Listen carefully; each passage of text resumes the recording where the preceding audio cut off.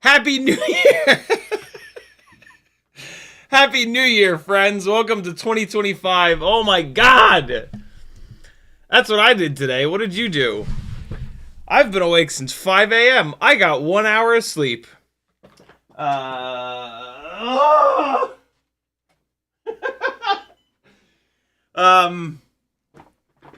Yeah. There you go. Yeah, so that was the day 2 of this. These guys are filming the pilot for a show about imploding buildings, and yeah, they got themselves a good old school experienced FPV pilot to get it right. That was hard. That was a little difficult to get. Whole bunch of wind, as you could probably notice. I had to fend off the urge to dive the damn thing. I really wanted to dive it, but after watching, Rotor Riot has filmed 2 demolitions.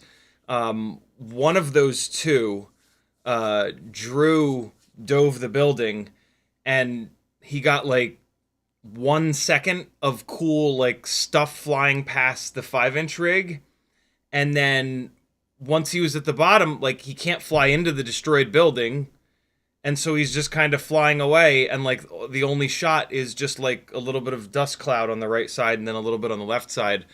And I was not gonna have that happen, and so I played it safe, and I put 2 batteries into. So I talked to the I got a whole bunch of other B-roll, but I talked to the like the main guy that does the destruction, great, that does the demolition, and I'm like, hey man, tell me as much as you possibly can about the timing of this, because this is tough.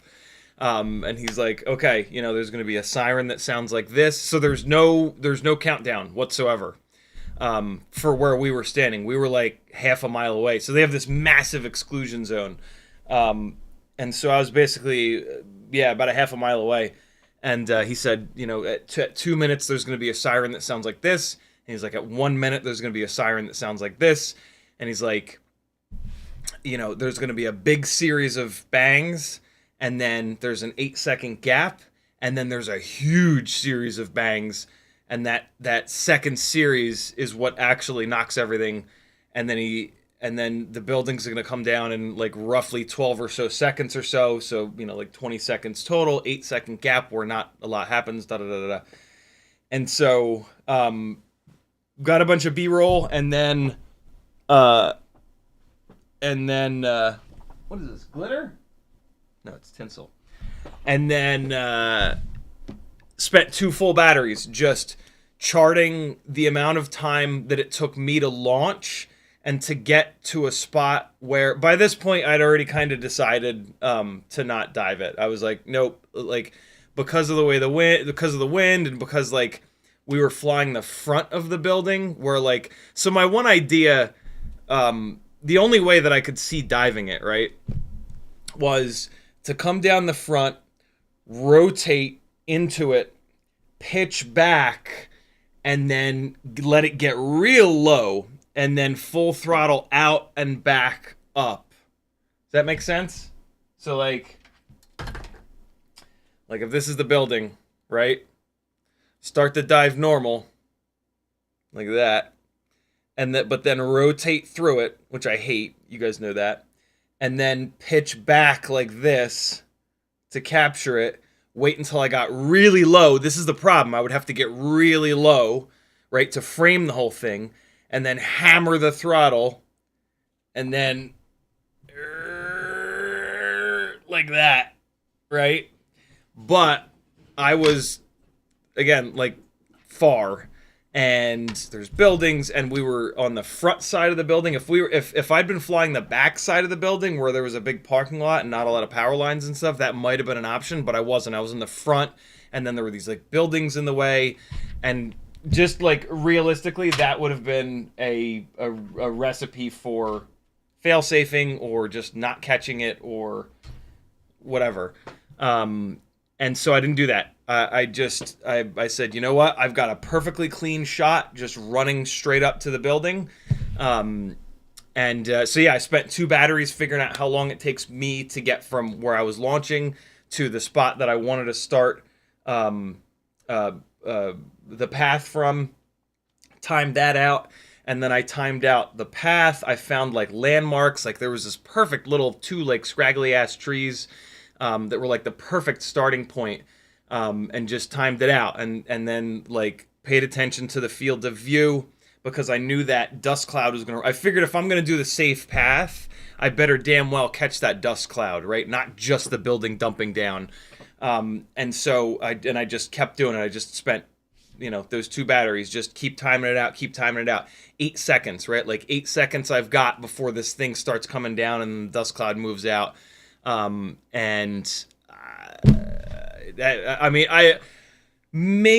wish I could have been a little tiny bit closer to it, but the wind was gusting up and down, and it started to gust as soon as the first set of charges went off.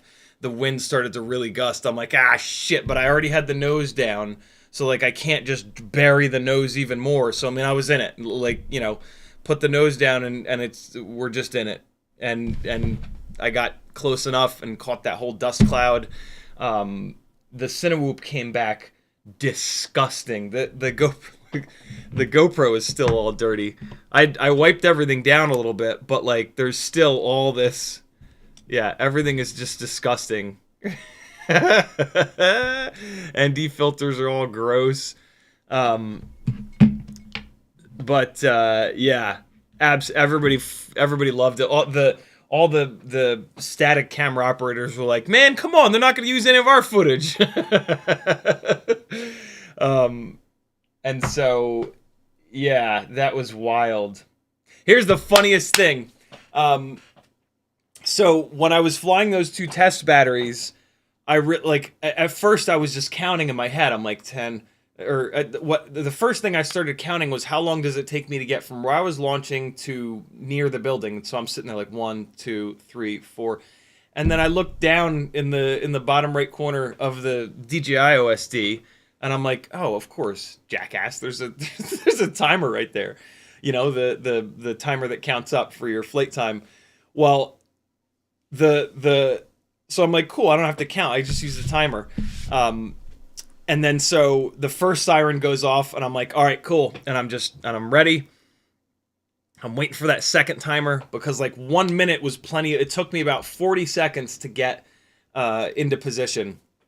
And I didn't want to be hovering there too long, right? Like that's wasted. There's nothing going on. And so the second one goes off. I'm like, awesome. Plug the quad in on the ground, goggles on.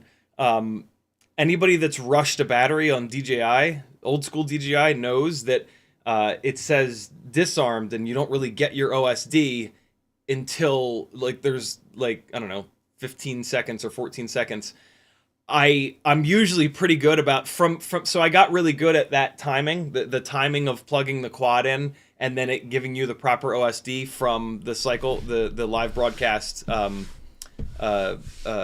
Criterium Cup and all the cycling series, because on those I'm doing like 40, 50, 60 battery swaps a day, and so that is happening constantly, right?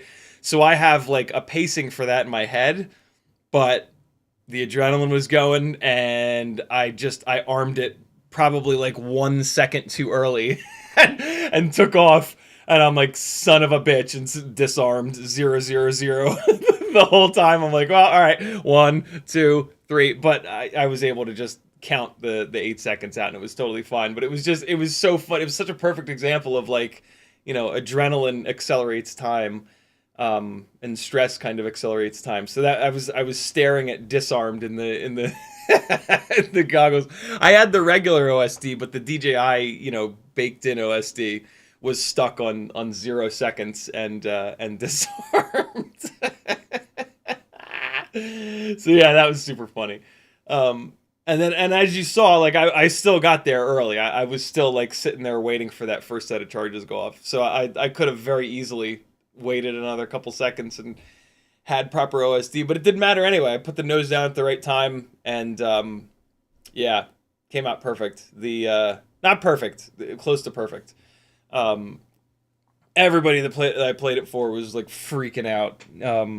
Bunch of like the engineering team, they were like, oh, they were picking out like real specific things, like, oh, you can see the waves in the windows and like all this stuff.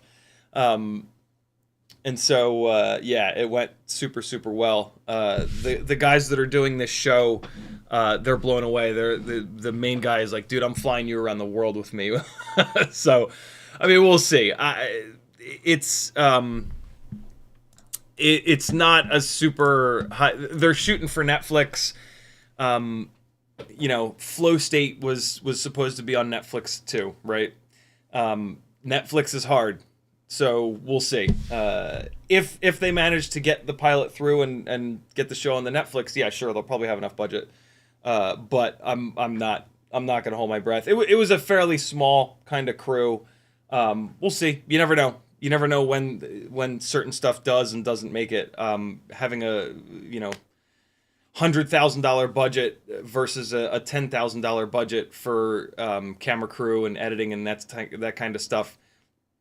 There's no guarantees, you know. A $10,000 crew with a really good edit and a really good idea can get on to Netflix before $100,000 with something that's not as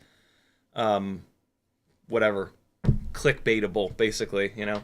So yeah, we'll see. But yeah, I'm completely exhausted. I got 1 hour of sleep last night, and then when I got home, I got maybe like 2 hours of sleep before Teddy went completely insane, and woke me up, and I haven't been able to get back to sleep.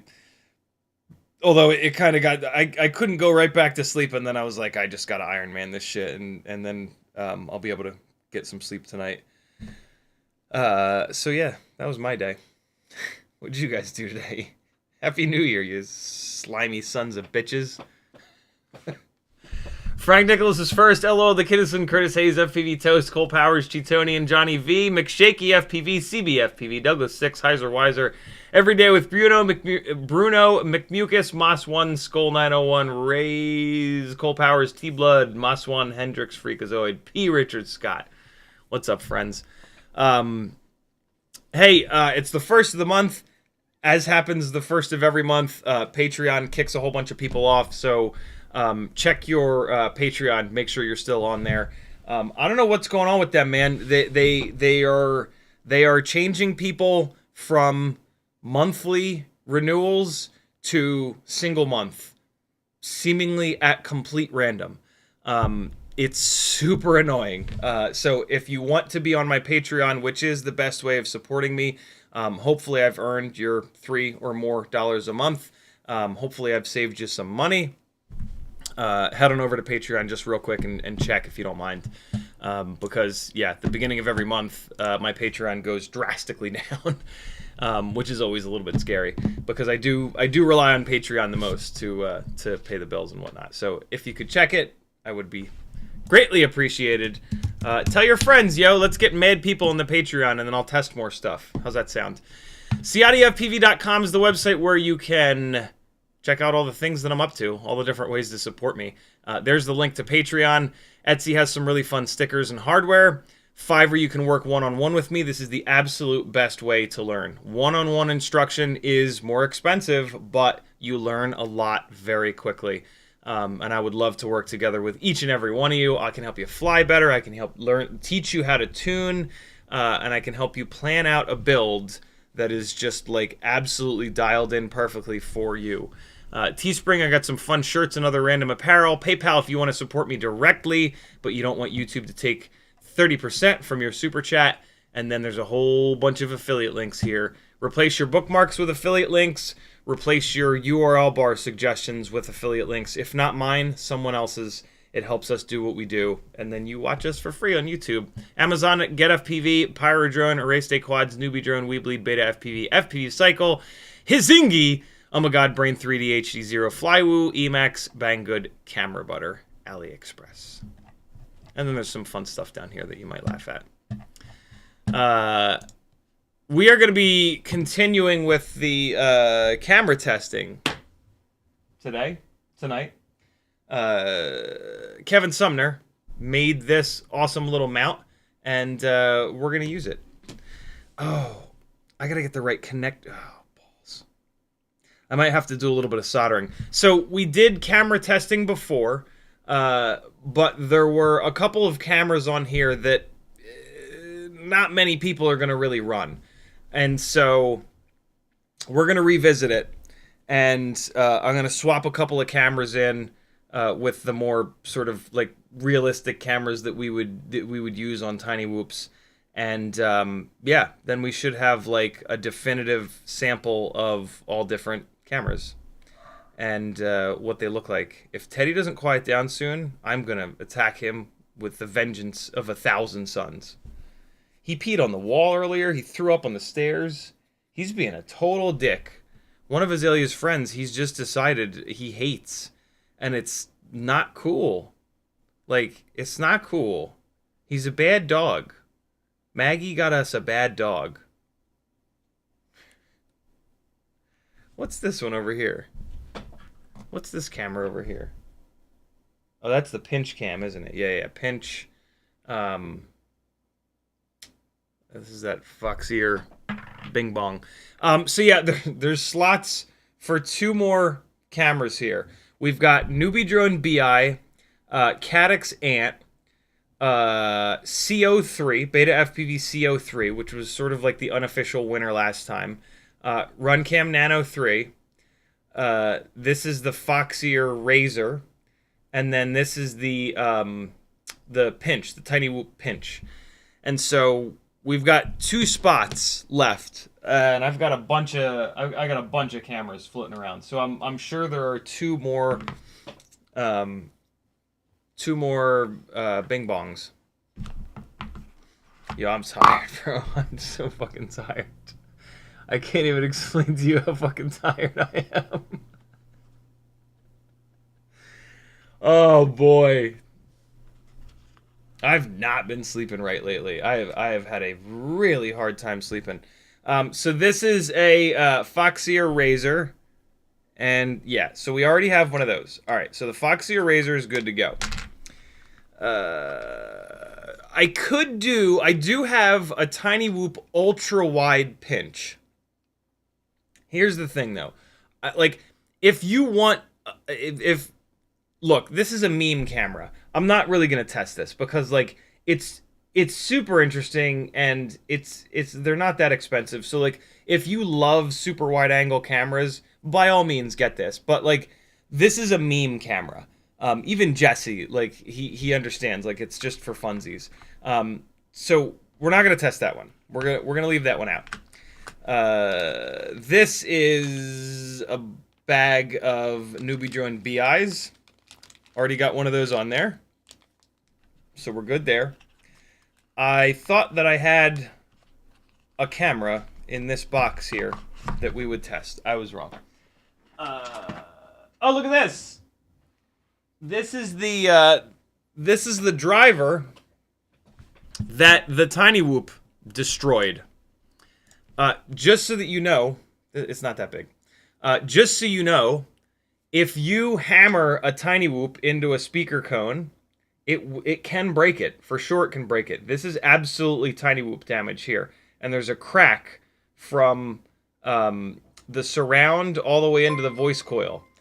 I'm having a hard time finding this exact driver. This is from my Paradigm Center channel, which is a V4.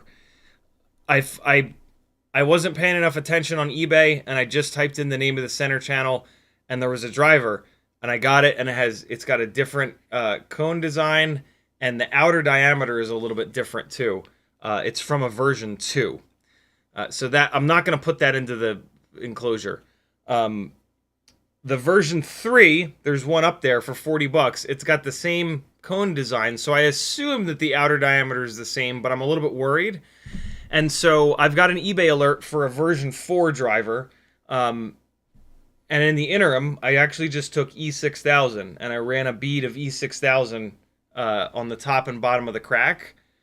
I'm super interested to see if it holds up. I don't think that it will, but it'll certainly be better than having just the raw crack there. The center channel has 2 of these drivers. Apparently they've got them wired in, I don't know, parallel or series or something, because when I pulled this driver out, the other driver shut off. So the center channel is just a dome tweeter right now, which sounds horrible. And so, yeah, I'll be reinstalling this. It's got to be a speaker nerd or 2 out there. I'll let you know how it goes. I'm super interested to see. I doubt that it'll hold up. The amount of G-force that gets pulled inside of speaker cones is outrageous. It's like up in the higher frequencies, they move the speaker cone hard front and back. And so I was gonna super glue it because I thought like, oh, a hard connection would be better there. But then I couldn't get the 2 pieces of the plastic they kept doing this, and then they would do this and this. And like I could get some of the plastic to line up perfectly, but then the front part would get off a little bit. So I said, you know what, E6000 is going to be the best. And I just basically, like, if this is the crack, I like ran a bead down the crack, and then I just pushed it back and forth. And then I got it on the top and the bottom. So it's yeah, we'll see. I'm very curious. I'm gonna let it cure for like 2 full days. And then crank it up, fucker, and we'll see what's what. What the hell? What other camera? Oh, the FXT camera. Oh, I gotta pull it off the. I gotta pull it out of a rig. The Mobula 6 2024 FXT camera, which I really like. It is in a build right now. It is in a RC drift car chasing build. That's kind of annoying, but I'm gonna do it. That's right. I meant to order another one of those. Here it is. Another one of these FXT cameras. Oh, it's direct soldered. Oh, shit.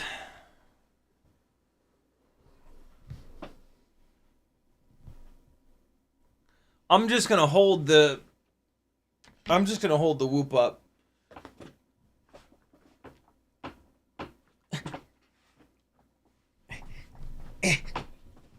I'm just gonna hold the whoop up. It'll be fine. It'll be fine. What other camera? What other camera is there? I mean, there is the old school BetaFPV camera, the M03. But I tested that not too long ago and it wasn't great. We should probably put it in the test though. That's on the wrong connector though. Balls. What other camera is there? What camera am I missing? Looking around real quick. What is this? Oh no, that's an HD0 cam. We don't care about that. It's not that we don't care, but you know what I'm saying. There's a C03 there.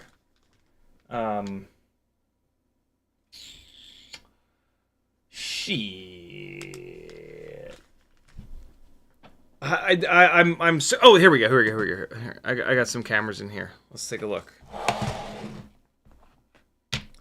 I swear to God, wasn't there? There was another camera. I swear, last time somebody was like, "Yo, why don't you have such and such camera in there?" When I was like, "Oh, I have one of those. Why isn't it in here?" Let's see what we got. So this is the 199C. We had this in there last time and it did horrible, so no reason to put it back in there. What do we got here? What's this little fella? What are you? This is... It's got the holes in the corner. Is this another FXT? Please be another FXT. That would be wonderful. FX002. What? Where did this come from? FX002. That's the one, I think. That's the Mobula 6 2024 camera. It is! Oh my god, dude! Look at me go. Okay, so I can put this quad away. Oh, right. They sent me the version 1 and the version 2 Mobula 6 2024. Bro! Perfect. All right, so the FXT camera is getting in on the testing. This is a Caddx Ant. We've already got one of those on there. It's going to get his ass kicked just like last time. Is it? Yeah. What's this little guy here? A tiny little camera. I made a red X on the back. I don't know what this is. What is that? I don't know, but it's got direct solder leads, so it can go to hell. This is a NBD Bee Eye. This is a Foxeer Razor.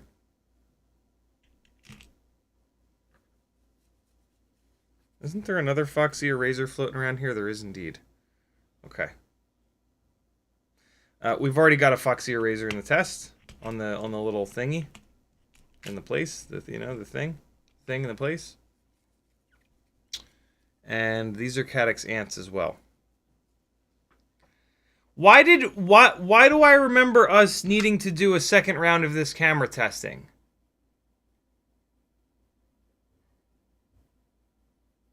Have I completely lost my marbles? Marbles. I mean, I guess we'll just put the FXT camera in, and then I've got the MO. What's the BetaFPV camera? MO3? Is that it, or is it MO2? MO3 or MO2? You guys decide. What sucks is it's the wrong connector. It's the wrong connector.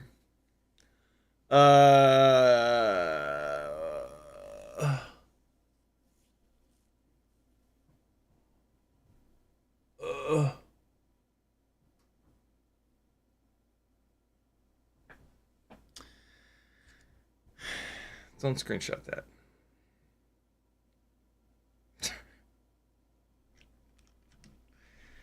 Well, hell, I don't know. Yeah, that's it. I mean, both of these cameras are going to outperform the cameras that I removed from this thing. So I guess that's the deal.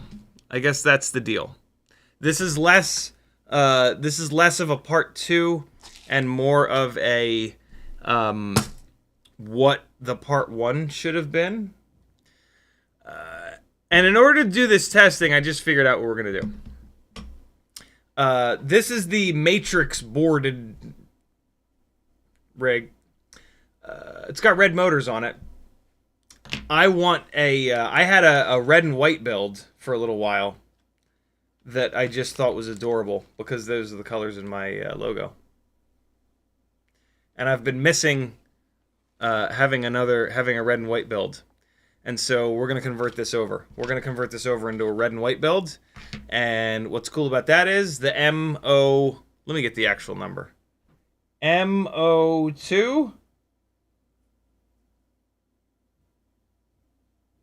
BetaFPV, thanks so much for not putting the name of the camera on the camera. That's super helpful. Hold on. We'll find it. BetaFPV TinyWhoop camera. Let's just see what that comes up with. So the C03, we've already got on there. Oh, is it CO2? It might be CO2. CO2. That's so stupid.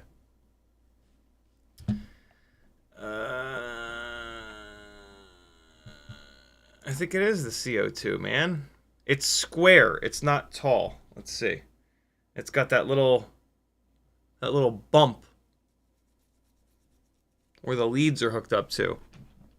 What? No, this one's perfectly square. I swear to God, this is like MO3 or MO2. What is this? CO2? What is this nonsense? I thought it was CO3. What are you? Sure would be nice if they wrote what the camera was on it.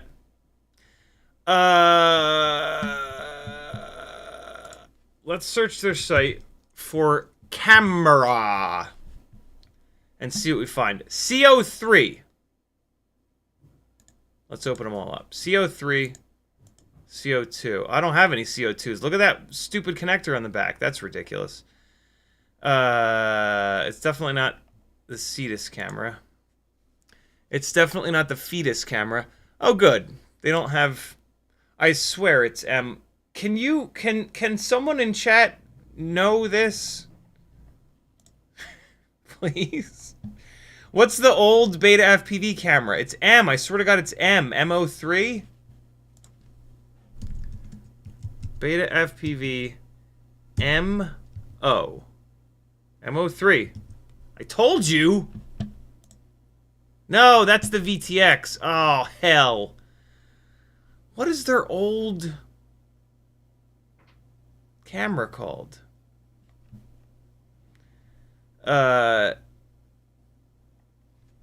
It's square. Is this not a BetaFPV camera? Yeah, that's what it's starting to look like, Dead Stiff. What the hell camera is this? Oh boy. Well, I mean, what's weird is it has the plug for... it's got the BetaFPV plug on it. I'm pretty sure this is a BetaFPV camera. Let me do this. Let me take a look at the CO2. Well, here, just in case anybody recognizes it, here's what it looks like. Here's what it looks like. This is what I'm trying to figure out. So this is the little BetaFPV plug. It's one of these stupid little plugs that that Newbie Drone also uses on their AIOs, but I'm pretty sure this is not a Newbie Drone camera. This is what the back looks like. Right. And it's a small board. It's one of these small boarded cameras. And so, yeah. The mystery begins. And there's 0 silk screening on it. What about C01? This is going to be a loopy live stream. Oh, it's the C01.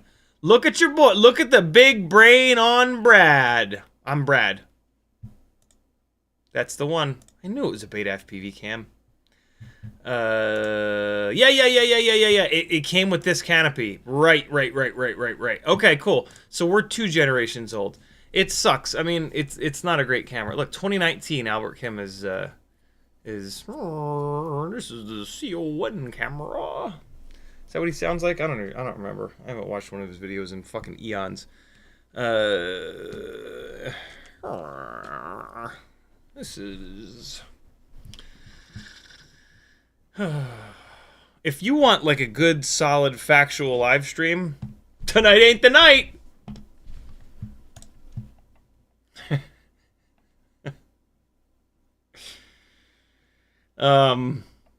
I'm just too tired, man. I'm just completely exhausted. Look, I stream 10 hours a week.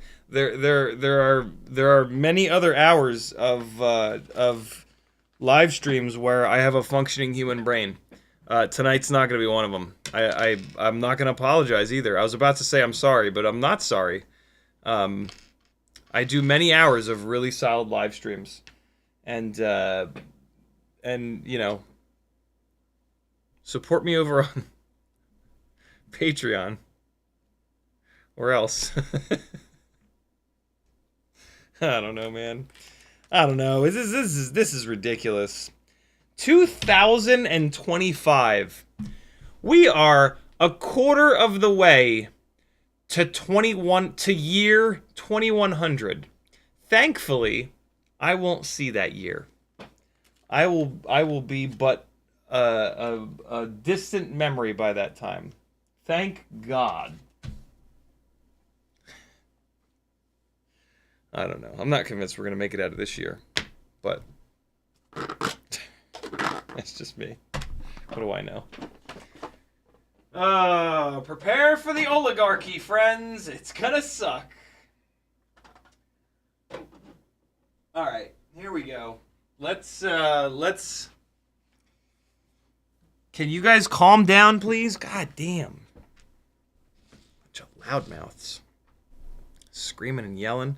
This is the FXT camera. I'm gonna stick it to the, maniosis. Who knows what that's from? I'll give you a cookie if you know what that's from. I'll be very impressed. Stick it to the maniosis. It's from a movie. That's all I'm giving you. If you hit VHB with a little bit of heat, it becomes more sticky. Again. It re-stickies. It becomes re-stickified.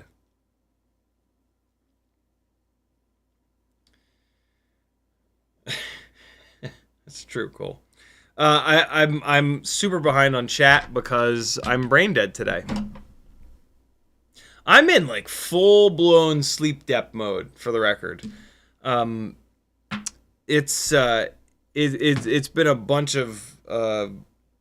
I mean, on Saturday I had to wake up at 6 a.m. to go shoot a ton of B-roll for them when that was a 16-story building, by the way. When that 16-story building was still standing up. And so, yeah, crazy couple of days. And then the 12-hour live stream, that kept me up till 2 a.m. It's been crazy. And then, and my hand hurts. My hand hurts in here. I don't know why.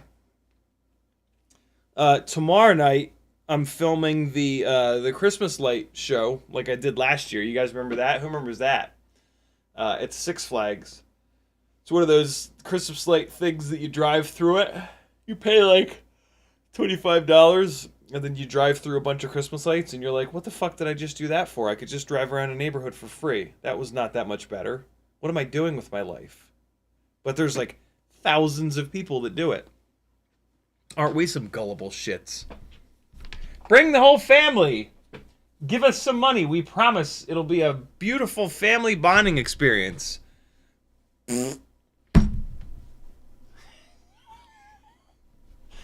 That was pretty harsh, I'm gonna be honest. Some families probably have an okay time. None that I'm friends with.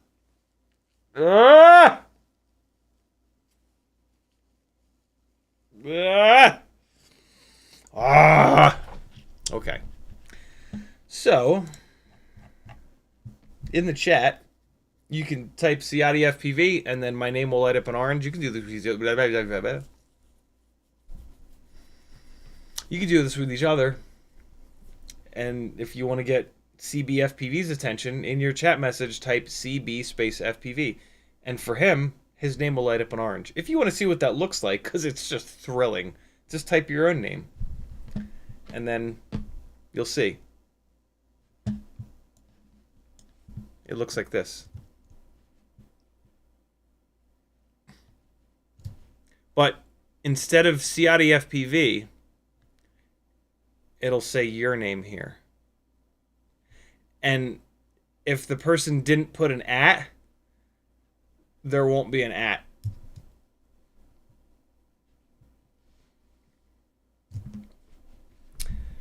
The more you know. Every Day with Bruno tagged me and said, "Wow, that's pretty amazing, CiottiFPV." Dude, it was nuts. I'm a train wreck right now, but it was worth it. It was completely worth it.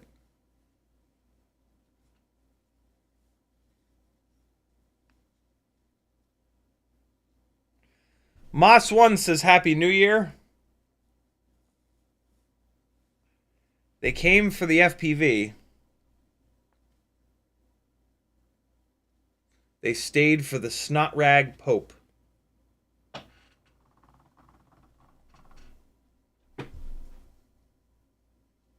I haven't started using this very much, so there's only like 2 boogers on it. And I think they're on this side.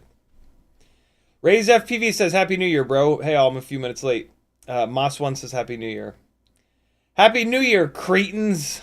Cole Powers says, so much of that maneuver is blind and the chances of just careening into the ground is crazy. Yeah, I'll tell you what, I'm glad I did it with a TinyWhoop.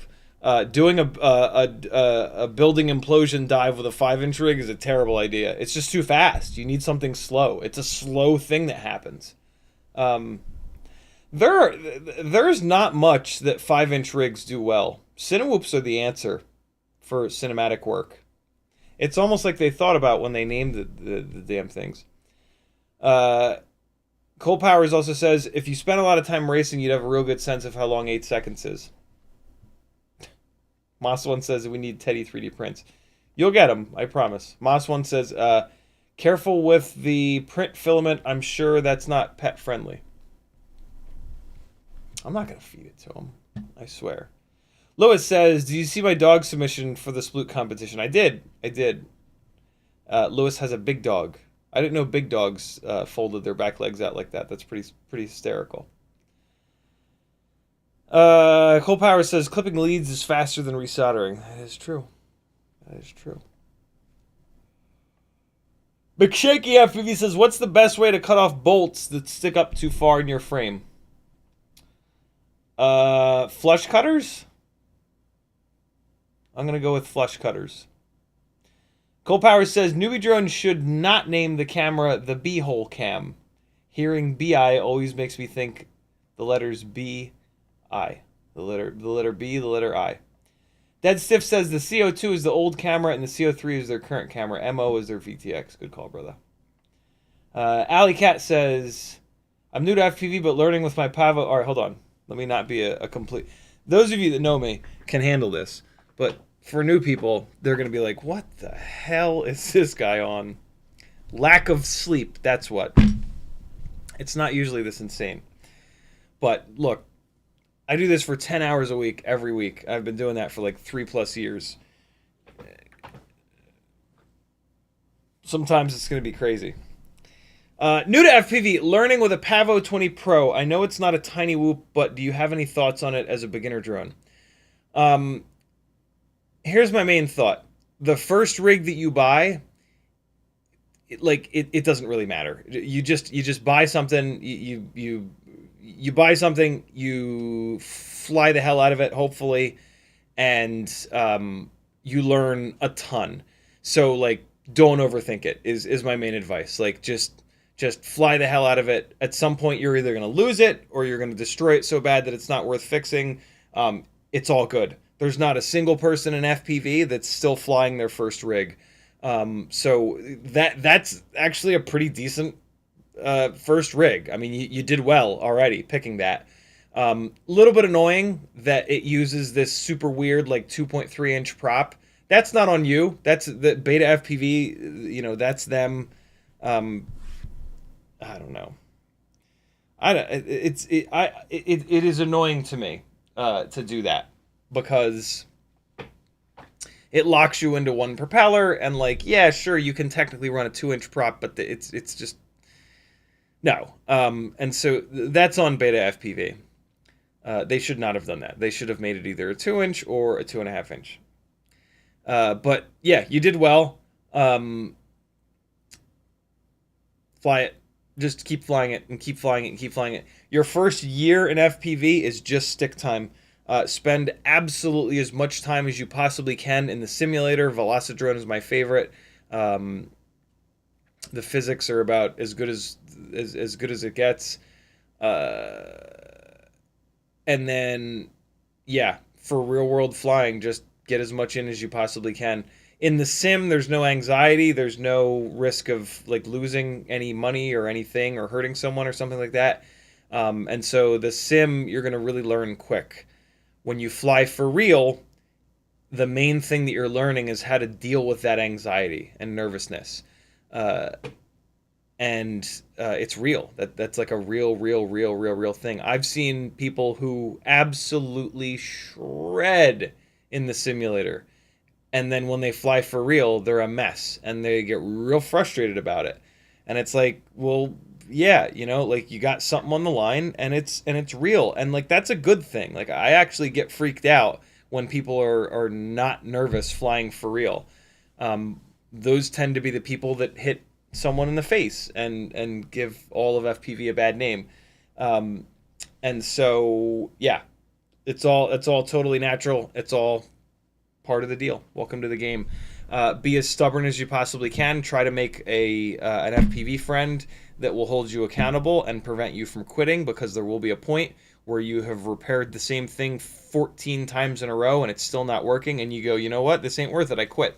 If you have a close FPV friend, hopefully they won't be in that period of I'm so tired of this, I just want to quit. And so they can be like, no, you're not quitting. If I'm not quitting, you're not quitting. and then like a couple months later they'll be fixing a thing for the 13th time, and they'll be like, I'm so tired of this, I'm putting everything on eBay, I quit. And then you can be like, no, you're not hanging me out to dry. You can't quit if I can't quit. And then if you get through the first year, then it becomes a lot easier. But it's tough. That's how it used to be. There was a startling lack of information 8 years ago when I started in this. It's probably a lot less obnoxious now, but I'm sure it's still plenty obnoxious. Look, my first 3D print. Mick Bucas says, but they make Ant cameras for the Mobula, I'm assuming 7, that you can't buy from a reseller with the right plug on it. Way to go. Way to go, fellas. YouTube did the thing, scrolling back up. I don't think this is going to be a full 2-hour live stream, for the record. Just letting you know. Just letting you know. Any questions you guys have, though, I will get them answered before the stream ends. Mainly because my stomach is a hot mess, because I dared to drink like a half a glass of alcohol last night. And so, yeah, it's been a insert disgusting diarrhea joke here.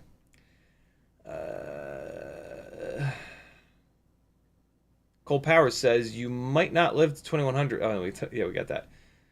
Oh, I didn't say it out loud, though. It doesn't mean that Elon Musk's AI won't download and enslave a copy of your consciousness for all time. Yeah, I'm certain that there is enough Aaron Ciotti live stream content on YouTube that if machine learning at some point wanted to make a digital copy of me, they could, which is fine.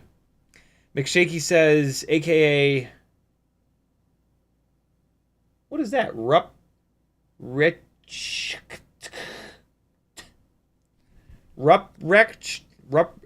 Ruprek. Cole Power says, oh, look, it's the handkerchief. No, it's the handkerchief. James Thomas says, so Rosser says 96K on the ESC. He does, but he doesn't really fly. And so what does he know? You use 46, do you? No, nobody uses 46. 48. What do you think of this? 96K will perform better on the thrust stand, which is what Chris does, right? He does thrust stand testing. Every once in a while in his videos, he'll fly in that little field, I guess, behind his place. But this is going to sound mean, but I don't mean any offense at all. I love that Chris is in our world. We're super lucky to have him. But, like, he's not... Okay, in FPV, there's all these things, right, that you got to learn. Social media, how to test stuff, how to review stuff, how to whatever, how to fly. Different people order those things in a different order. Personally, getting good at flying, and just flying in general, has always been really high in my list of priorities. And I've spent tens of thousands of hours doing that, and I've gotten pretty decent. Chris Rosser has pushed to the top of the list, testing, being an amazing engineer, YouTube editing, right? Down a lot farther on his list is flying and getting good at it as a pilot. And so, of course, there's not an infinite amount of time. He's not gonna really notice the subtle in-flight differences of 48K versus 96K. Up top here is thrust bench testing, and on the thrust bench, 96 absolutely is going to perform better than 48. Although he has shown time and time again, well, maybe not time and time again. I guess he only really did that one ESC testing video. He does show in there that 48K has better motor braking, and then 24K has even better motor braking. But because he's not spending tens of thousands of hours flying, he probably doesn't realize the importance of that motor braking. And so if you talk to any pilots that fly accurate like cinematic stuff or freestyle, not many of them will be on 96 because of the lack of motor braking. The reason to go up to 96K is that you want more power and more efficiency, and you're willing to sacrifice flight performance. If you want the best mix of all of those things, it's 48K. If you want better motor braking, but not necessarily better flight performance, 24K. There are situations where the additional motor braking of 24K is really nice. Like, if for whatever reason, if I thought enough about this, I could probably come up with more reasons. But as an example, when you do a roll,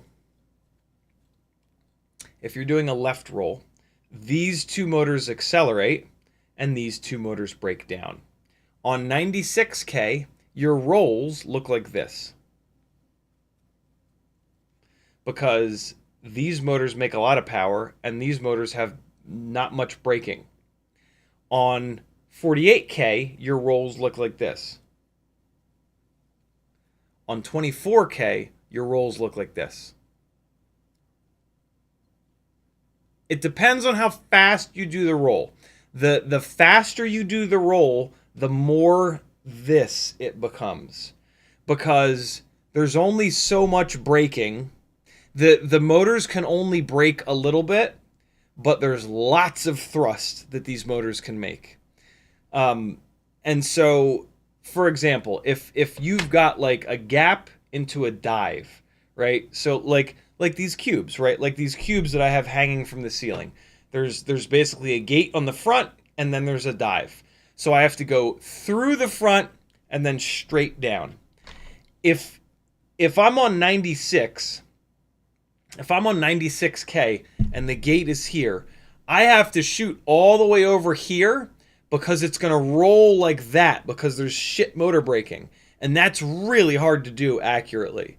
It's much better to have 48, or even better would be 24, where I could shoot straight at the damn thing and then it would turn on its own axis and then I can drop down it. So like freestyle pilots or cinematic pilots that are doing things that require accuracy prefer 48 or not much 24 anymore. Pretty much everybody is on 48. And so there you go. That's the difference between 24, 48, and 96. This is a perfect example of why bench testing only tells a little part of the story. And if you just do everything based upon bench testing and graphs and spreadsheets, you're not going to have a rig that flies as good as it should. You're potentially not going to have a rig that flies as good as it should. You're going to have a rig that has the most possible power and the most possible runtime and the best possible efficiency, but that's like long range, and like that's it. That benefits long range and nothing else, right? Like freestyle, cinematics, racing. I mean, racing, okay. So that's going to benefit long range the most, I guess. Racing the second most, and then like everything else in FPV is, you see what I'm saying? So yeah, careful with basing your decisions off of raw data, because there's much more than meets the eye. Then that's there then there. Cold Power says ABS can be nasty. PETG and TPU should be fine. Yeah, I'm pretty much only gonna print TPU, to be honest. Jason Crabtree says, see my question above. Would the Fiverr design a build be a good option for your help squeaking out a 75mm rig, along with what would be a good battery setup for that and a Mobula 6? So like the gigs that I have on Fiverr, they're just to get your mind going. They're all $40 for a half an hour, $60 for an hour. You're just buying a chunk of time. You could talk about the life and times of James O'Neill for a half an hour for all I care. It's your time. Yeah, it's just the flight instruction, build planning, tuning. Those are three of the things that have the most value, and there are three things that I'm really, really, really good at. There's lots of other things that I'm really good at, and if you have a whole bunch of questions that you want answered from someone that has a lot of really good information, rather than getting terrible information on Reddit and Facebook groups, I'm your guy, man. And so, yeah, I could absolutely help you out with that. Absolutely. Alley Cat says, thank you so much, and your channel is complete insanity. It's not usually this bad, I swear. Usually it's much more dialed in, but boy, I am, my eyes do not usually look like this. They usually look more like human being eyes. Nick Hayes is going on a rampage in the chat. Jesus, what? There's an essay in here. He hasn't tagged me at all, though, so I'm not going to read any of it. I don't really read your guys' comments unless you tag me in them, because basically there's enough stuff in chat where the entire live stream would be just me reading the chat, and that's not necessarily what I want to do in this live stream. So, plus I respect your guys' privacy. You know, you're allowed to hang out with people and not want me to butt in. Maybe you're talking shit about me. Make sure you don't spell my name right, or I'll see you talking shit about me, you rats. Moss1 says, sorry, missed the chat topic, but man, I'm liking 802 over 702 for indoors. Interesting. I've heard that from a couple people. It's a more grunty motor, and it's a heavier motor. Some people like heavier builds. I think that's crazy.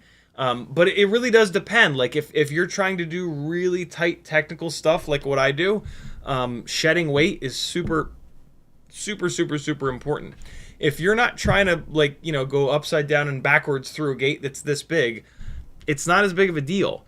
And 802s have a certain feel to them. And so, yeah, there's no wrong answers. This is why, you know, every single time somebody asks, like, oh, what's the best, this, that, or the other, I say, there is no such thing as best. There's just different. And, like, everybody has to figure out what their perfect setup is. I try my best to help with that, but be super careful of reviewers and just people in general that say, like, oh, so-and-so is the best. That's somebody that typically doesn't know what they're talking about. There are situations where there will be things that actually are the best. Usually when all of the, like, for a long time, all of the TinyWhoop props were trash. And then the GemFan came out with the 1210 biblade, and it was the best. Full fucking stop. Like, everything else was trash, and that was a really good propeller.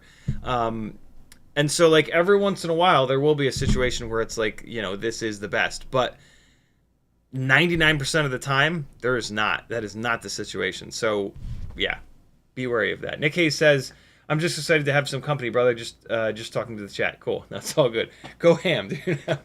It doesn't hurt me any. I just all of a sudden I scrolled down. I was like, whoa. Yeah, it is all good, my friend. Look, you could type as much as you want in the chat as long as you're not tagging me over and over and over and over again, because that's gonna, like, monopolize the whole thing. You go ham. Glad to have you, brother. Porky Chop FPV says 802 or 1102 for 75mm rig. I'm using EX802 and I'm loving them, but I could always use more power. But not sure how much weight will affect this. Thanks so much. Happy New Year. I mean, more power, more weight versus a little bit less power and less weight. That I can't make that decision for you. At the moment, I'm on the analog 75mm 2S rigs. I'm a much bigger fan of the 802s because they have just tons of power. I don't need more power than what the 802s will give me. The 1002, 1102, 75mm 2S rigs for me are for if they're heavier, or, well, if they're heavier, like digital, oh boy, Digital rigs. The 6 extra grams of walk snail, the 5 extra grams of old school HD0, right? Now you want to be 1002, 1102. And so, yeah. Here's what I will say. I would, if on my 802 2S rig, it's at a motor limit of 85%. I would not change motors until I was all the way up to 100%. So if you're at 100% and it's still not enough power, you could look for a higher kV motor. But if you're already at 18 or 19 or 20,000 kV and you're at 100%, why the hell do you want so much power? No, you do you. We are approaching the limits. There's a point where continuing to go higher and higher, and look, 20,000 kV on 2S is 40,000 kV on 1S. That is a ton of RPM. I would not go higher than that, because you get to a point of diminishing returns where the motor just saturates with heat, and then you lose efficiency, and you have a motor that is very that's not. Why do I always forget the word for this? I am 43 years old, and my brain is turning to mush. I always forget this word. I always want to say the word controllable. It's not the word at all. Consistent. You lose consistency. When a motor overheats, it makes less power, but then it cools down. So like you go full throttle, the motor overheats, you chop the throttle, you go full throttle again. That second time that you've gone full throttle, you're not going to get full power.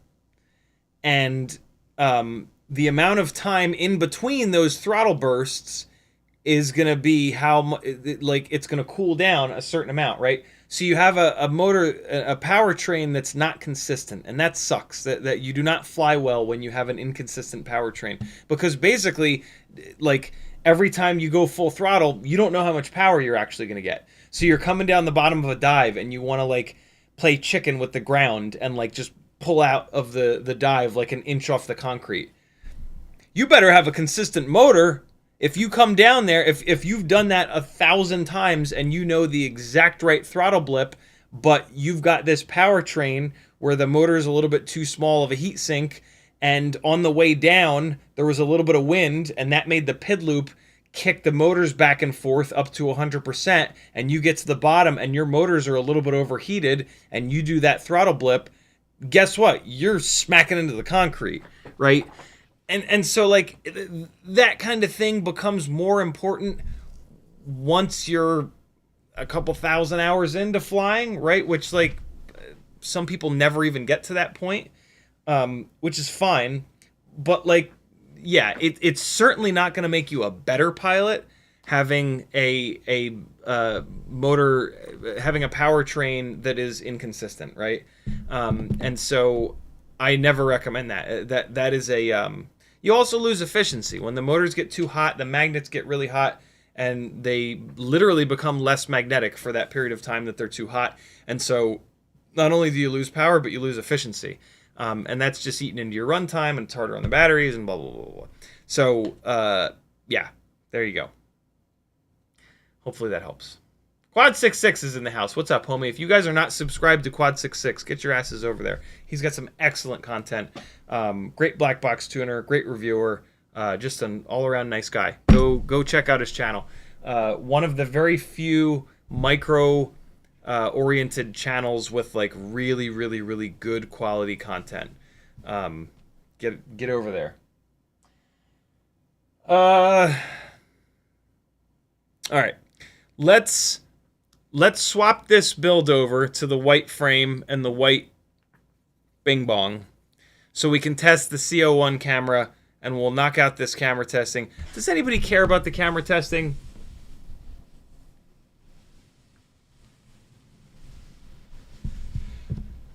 Oh, I'm so tired. Oh. I put it in the thumbnail. I guess we have to do it. McShakyFPV says, you could watch Dirty Rotten Scoundrels. It's a great movie. I haven't seen that in a long time. And then you know why I'm comparing you to Ruprecht, how it's pronounced. Ah, okay. I have not watched that movie since, like, in my 20s, which are quite a ways away. No, we'll do it. We'll do the hard things. We can do hard things. Who's struggling? Who's struggling right now? In FPV, in life? Anybody? It's hard, man. This is a hard time of year. It's not just you. It's okay. I promise it's going to be all right. We're going to figure this shit out together, my friends. Cole Power says, I didn't care right now, but I do think it will be excellent knowledge for future generations. Cool. Seriously, though, if you're struggling, I promise you it's not just you. I also promise you that we're going to figure this out. We are going to figure this shit out. It's going to be all right, my friends. Over on Facebook, I've got a group that's linked on CiottiFPV.com called FPV Therapy. I also have a text channel on my Discord, FPV Therapy. This is not a spot to brag about how you went and flew and it was your therapy. This is a spot to like actually talk about real struggles.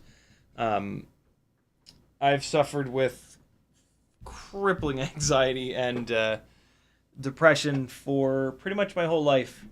And so I have a bit of a unique window into it, but it's not a contest, and it's a real thing. I unfortunately lost a friend of mine and my my couples dance instructor Wilder a few weeks ago. He took his own life, and it was 2 weeks after the election, and it was just all too much for him. And unfortunately, I've been there, and I know how miserable that misery is. I was lucky enough to make it out, but a lot of people don't. And the suicide rates in men are horrifying. And so, look, it's not just you. Mental illness, depression, anxiety, they do a really good job of convincing you that you're all alone and that it's just you and nobody could possibly understand you. And that's bullshit, but it's hard. And so, yeah, there's a whole bunch of us that are here, and we will continue to be here. The hardest thing is reaching out. So look, if you've got people in your life that you know struggle, or you think they might struggle, or look, just fucking reach out to people. Just we live in this weird world of like reply. Everything is a reply, right? Like we don't take the initiative to reach out to people nearly enough, myself included. I'm just as guilty of this, probably more guilty, because doing what I do for a living, a lot of you guys will reach out to me, and with questions, with comments, with whatever. And so, yeah, a lot of my life is spent just replying, and you get that becomes habitual, right? That's human nature. And so, yeah, reach out to your friends. I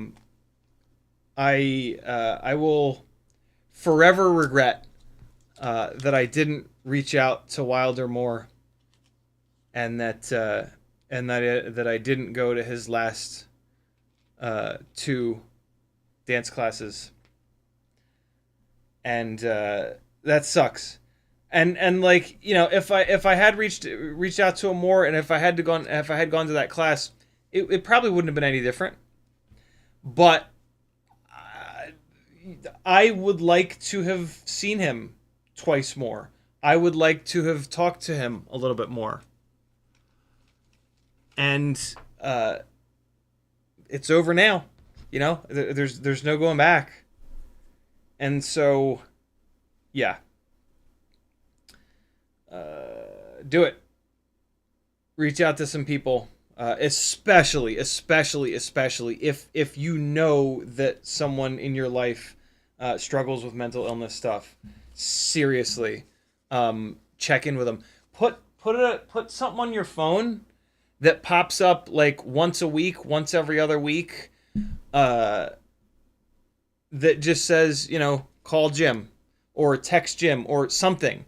It'll take no time at all. Really, right? Because like a lot of times you'll reach out to them and you won't hear back, but it makes a huge difference that you've reached out to them. Here's another look. Here's something even better though. If you have someone in your life, friend, family, whatever, enemy, whatever, that you know has straight up depression. This is something pretty specific about depression. When you have depression, you realize that when you're in a depressive episode, or eventually you just think this about yourself, top to bottom, nobody wants to be around you. They especially don't want to be around you when you're in a bad place, right? And so when you're in a bad place, when you need someone to reach out to you the most, if somebody reaches out and says like, "Hey, how's it going?" You're just going to say like, "Oh, I'm fine." So big red flag is the word fine. All right. If somebody with depression says that they're fine, they're probably not. They might be, but they're probably not, for the record. I never was. And so there's a red flag for you. But even better than like having to read the red flags is, do not give them do not reach out to them and say like, "Hey man, you want to hang out?" No. You're going to reach out to them and say, "Yo man, we're hanging out. We are doing something. You're coming into a Discord chat room with me. You're jumping onto DayZ with me. Whatever, something. We're going and getting a cup of coffee. We're going and getting a bite to eat." Just I'm telling you. Just don't give them an option. Just like, "Yo, we're doing this." If you give them an option, they're going to come up with an excuse. As someone who's had depression for 40 plus years, I have so many excuses ready to fucking go. In the holster, ready to just whip out without even thinking about it. And what really sucks is like, you get so used to doing that you do it without even thinking about it. Again, it becomes habitual. Someone asks you to do something and you just immediately basically say no. And like, when you start to get a handle on it, like you start to realize that you're doing it, and it's like, it's insane. Like when you really start to see that, you're like, wow, that is scary. I don't even think about it and I just do it. And like, after you've said no, there's kind of no going back. I mean, there obviously is, but in your mind there's not. It's like, well, I just said no, so I can't, like, I'll look like an idiot if I say no and then like, oh, what? But here's what's super funny, right? If you do that, like, "Yo bro, let's go hang out." "Nah man, I got something going on." "Oh, that sucks." If you realize it, you can absolutely go, "I don't know why I just said that. That was weird. I would love to hang out." And you know what your friend's going to say? "Oh, dude, amazing. I wanted to hang out with you." Because they just asked you to hang out. They wouldn't have asked you to hang out if they didn't want to. I know I'm telling you to just do it. And so like, maybe you don't totally want to, but like, you want to because they're your friends, right? It's an it is just the most evil spiral of utter insanity. And so, yeah, one of the amazing ways around it that's so simple, so simple, is to just say, "Yo, we're hanging out." I know that sounds like bullshit, but do it to someone with depression and then ask them about it later, and they'll be like, Yeah, that's not bullshit at all.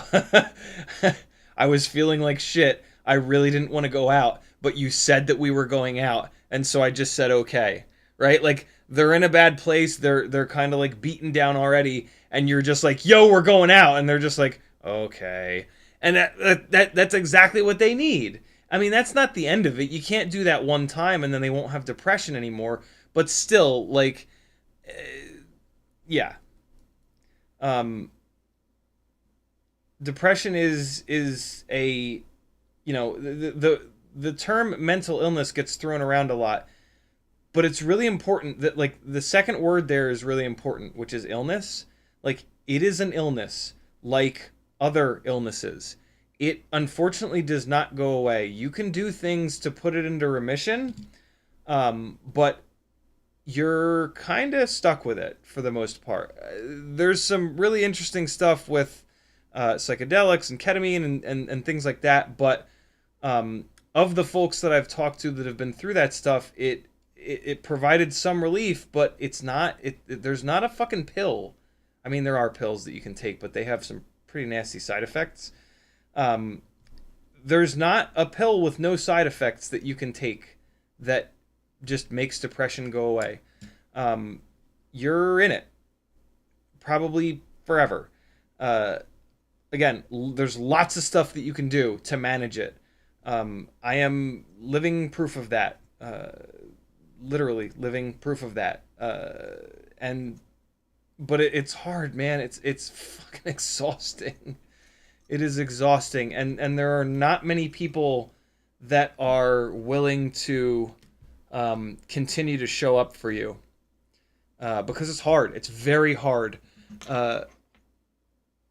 People in your life like end up taking on this caretaker role, and being a caretaker is very difficult. And yeah, so I'm serious. If there's somebody in your life that you really love and you want to show up for them, put a reminder in your phone. And when you reach out to them, be intentional about it. Like it's if you don't have that in you, if you don't have the time, sending a text that's like, "Yo man, how you holding up?" That's great. That's way better than nothing. Way better than nothing, that's for sure. So that's totally fine. But if you have a little bit more in you, plan something out and just be like, "Yo, we're hanging out. When is it? Is it right now? We going out right now? Are we jumping on such and such game right now?" Suicidal ideations. That's a fancy way of saying when someone is in the mindset of actually taking their own life. They typically only last for 5 to 10 minutes. And so if you send that text when they're in that place and you stall them from doing it for 5 minutes or 10 minutes, you could literally be the reason that they stay on this earth. And that, you know, they're like, what better gift is there? You know, for yourself too, right? Even if you're a selfish bastard, you don't want to deal with the grief of that person leaving this earth, right? And so, shit, be selfish, bro. Whatever it takes. It's looking like things are gonna get pretty nasty this year, and so let's be in this together. What do you say? We are men. We must be men. And being a man, and this is a big part of being a man in 2024. Masculinity is finally maturing a little bit away from just alpha male, go to gym, treat women poorly, be horrible, and smash things, right? Like, masculinity is drastically changing. Thank God. And this is going to be a big part of it. And so you want to be a proper, big, strong man? Well, guess what? You got to handle your emotions, and you got to work with other guys to manage their emotions. And this is something that we can do together a lot better than we can do alone. So let's do it. What do you say? How about we go into 2025 with that energy? That's what I'm going for. This is a Newbie Drone Cockroach Light AF frame. It is my favorite ultralight frame. I think I like the V3, the Cockroach V3 frame better. It's not that much heavier, and it's a little bit stiffer, which allows me to get a little bit of a better PID tune on it. Not the biggest deal in the world. You could make a really strong argument for either one. I have builds on both. Basically, what I do is if I have a build with really powerful motors, like the 40,000 kV 702s or the 36,000 kV 702s or the RC and power motors, I'll put those onto the V3 frame. And then if I have a build on like 30s or 32s, the lower power motors, I'll put it onto the Light AF frame.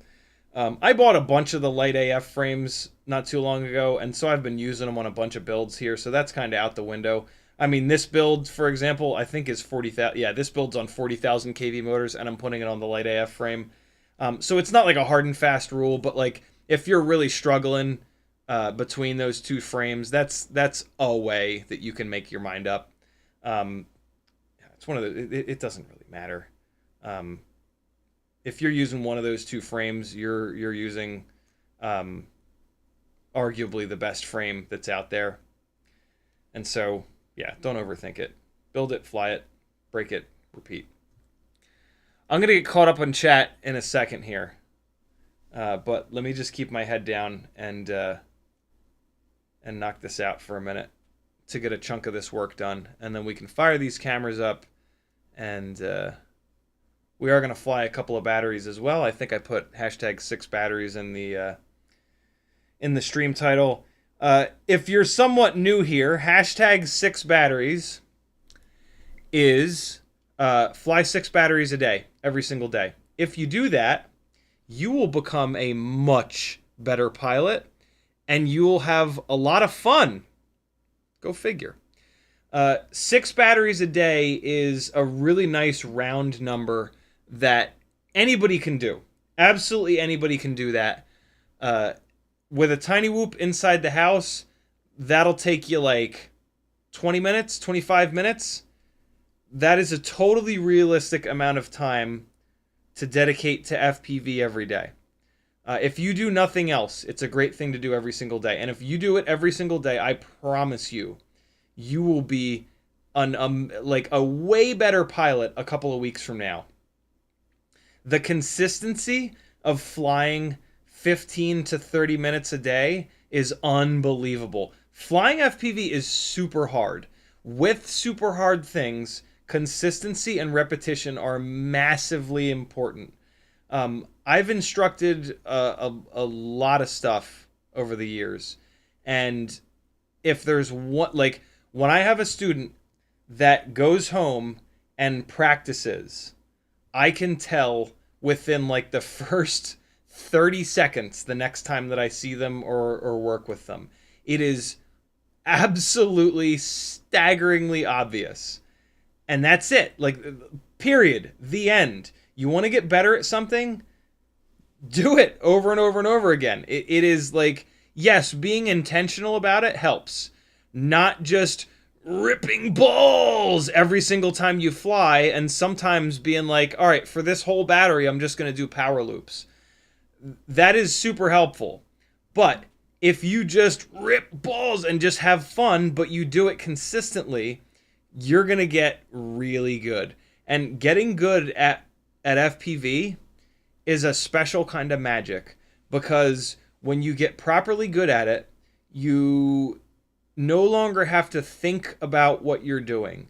You enter the flow state and you are flying for 3 or 2 or 4 minutes at a time. And there is nothing more magical than that. But it takes time, and it mainly takes time. It takes a little bit of effort, but it mainly just takes time. And so hashtag 6 batteries is fly 6 batteries a day. If it's raining out, if it's cold out, if it's too hot out, fly 6 TinyWhoop batteries a day.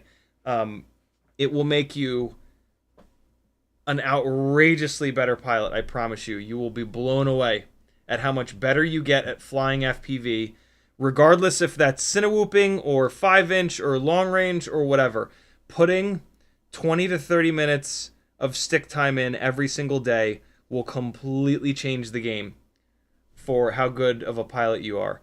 And I am a massive example of that. When I fly CineWhoops or 5-inch rigs, I am a beast now. And it's come from TinyWhooping. Yes, 6 years ago, 7 years ago, 5 years ago, 4 years ago, I flew tons of 5-inch and tons of 3-inch and tons of that stuff. And I got really good. But over the past like 2 years where I've been super lazy and I've basically just been flying TinyWhoop stuff, I've gotten, well, so here's the other thing. What I was about to say is I've gotten better in this time than I have before. But that's not true. But it's not true because the longer you do this, the smaller the gains are.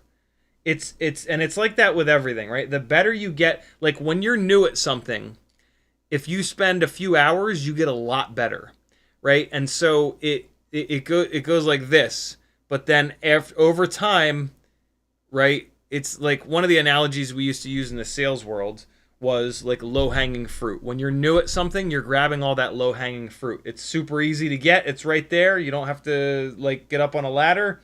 You just grab it and like miraculously you're a lot better. After a couple of years, that tree is bare down low and you got to get that ladder out and you got to climb up higher. And it becomes a lot harder to get better. That happened to me after 4 or so years of FPV. I really noticed it was getting a lot harder to improve, and it was really frustrating. Especially because when you fly outside, you break a lot of stuff. And in order to, like, one of the ways to get better fast is to break a lot of stuff, because when you break a lot of stuff, you're pushing yourself to the limit and beyond the limit a lot of times. And so it's rough. It's really, really rough. You're spending a lot of money on repairs. You're spending a lot of time on repairs. And, you know, you've already been doing that for a number of years, and it gets frustrating as shit. And TinyWhooping has been a incredible, refreshing, like magical thing for me because they're so durable. You don't have to drive a half an hour to the spot. It doesn't matter if it's raining or too hot or too cold or if you had a bad day or whatever. You just whip it out and wang it around the room. And so yeah, man. Fly something. Fly the simulator for 20 minutes. Anything. Stick time for 15 to 30 minutes, 20 to 30 minutes a day. It'll get you... It'll accelerate your path to being a good enough pilot that you don't have to think about what you're doing anymore and you can just enjoy the fucking majesty of flight.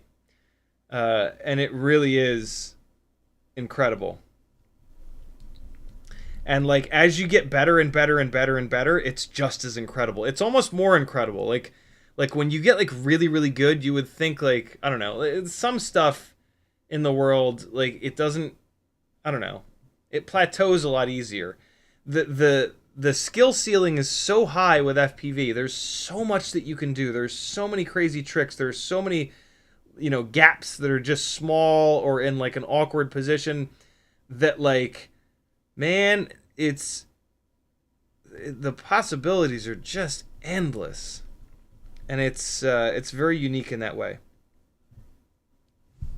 And it's my pleasure to share that with you, fellow crazy people. And just like that, we've got a red and white build. This is a pretty extreme red and white build too.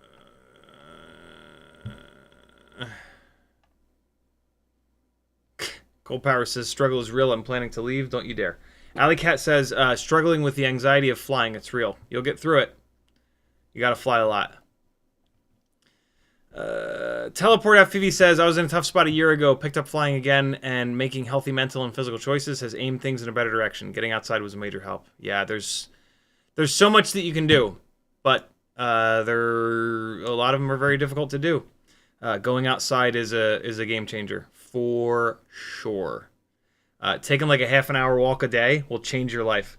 I know that sounds like total bullshit, but there's a bunch of people in chat that have done that and lived that, and they'll back me up on it. Moss1 says, also that lonely feeling passes in just a moment. Keep busy, and sometimes we want to stay there, but we get up and move and get our mind off shit. It's true. Alley Cat says, love the trademark quote sticker. Oh, yeah. Timmons made that for me. That's in reference to... so the quote is, this was a working rig. FPV rigs have this thing where they work and then you go to sleep and then you wake up, then they don't work anymore.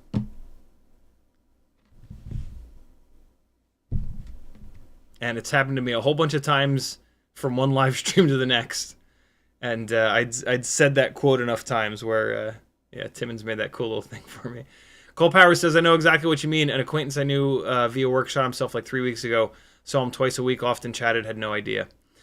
Yeah, okay, so super quick. That's another thing that folks with depression are really good at, which is hiding it.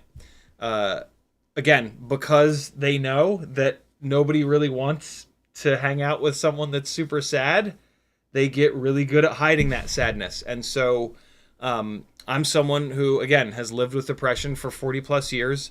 I had no idea that Wilder had depression. And like, at first I was like, oh, I'm going to regret that. I regret that. And then I very quickly went, no, nope. Because I am an example of that. And so I do not regret that at all. He, just like I, was incredibly good at hiding it. And that's not on me. It's not my job to decrypt the fucking matrix that is everyone's ability to hide their depression. And so, yeah, but just know that there are, I think it's like 1 in 10, but I think it's actually more than that. If you know more than 10 people, you know someone with clinical depression. And they're just hiding it really well. It is staggering how many people that you know that have depression that you don't know that they have depression. It is ridiculous. So, yeah. Cole Power says, depression would probably be less of a thing if we didn't live in a meat grinder. Yeah, that's for sure. But it is one of the hallmarks of clinical depression is a chemical imbalance in your brain. And that it doesn't matter if, you know, look at all the celebrities, Robin Williams, right? People with unlimited money, fame, they've got it all. And, right, Michael Phelps, when he won like the 3rd or 4th time or whatever, he woke up the next morning and was full tilt suicidal. Right? It's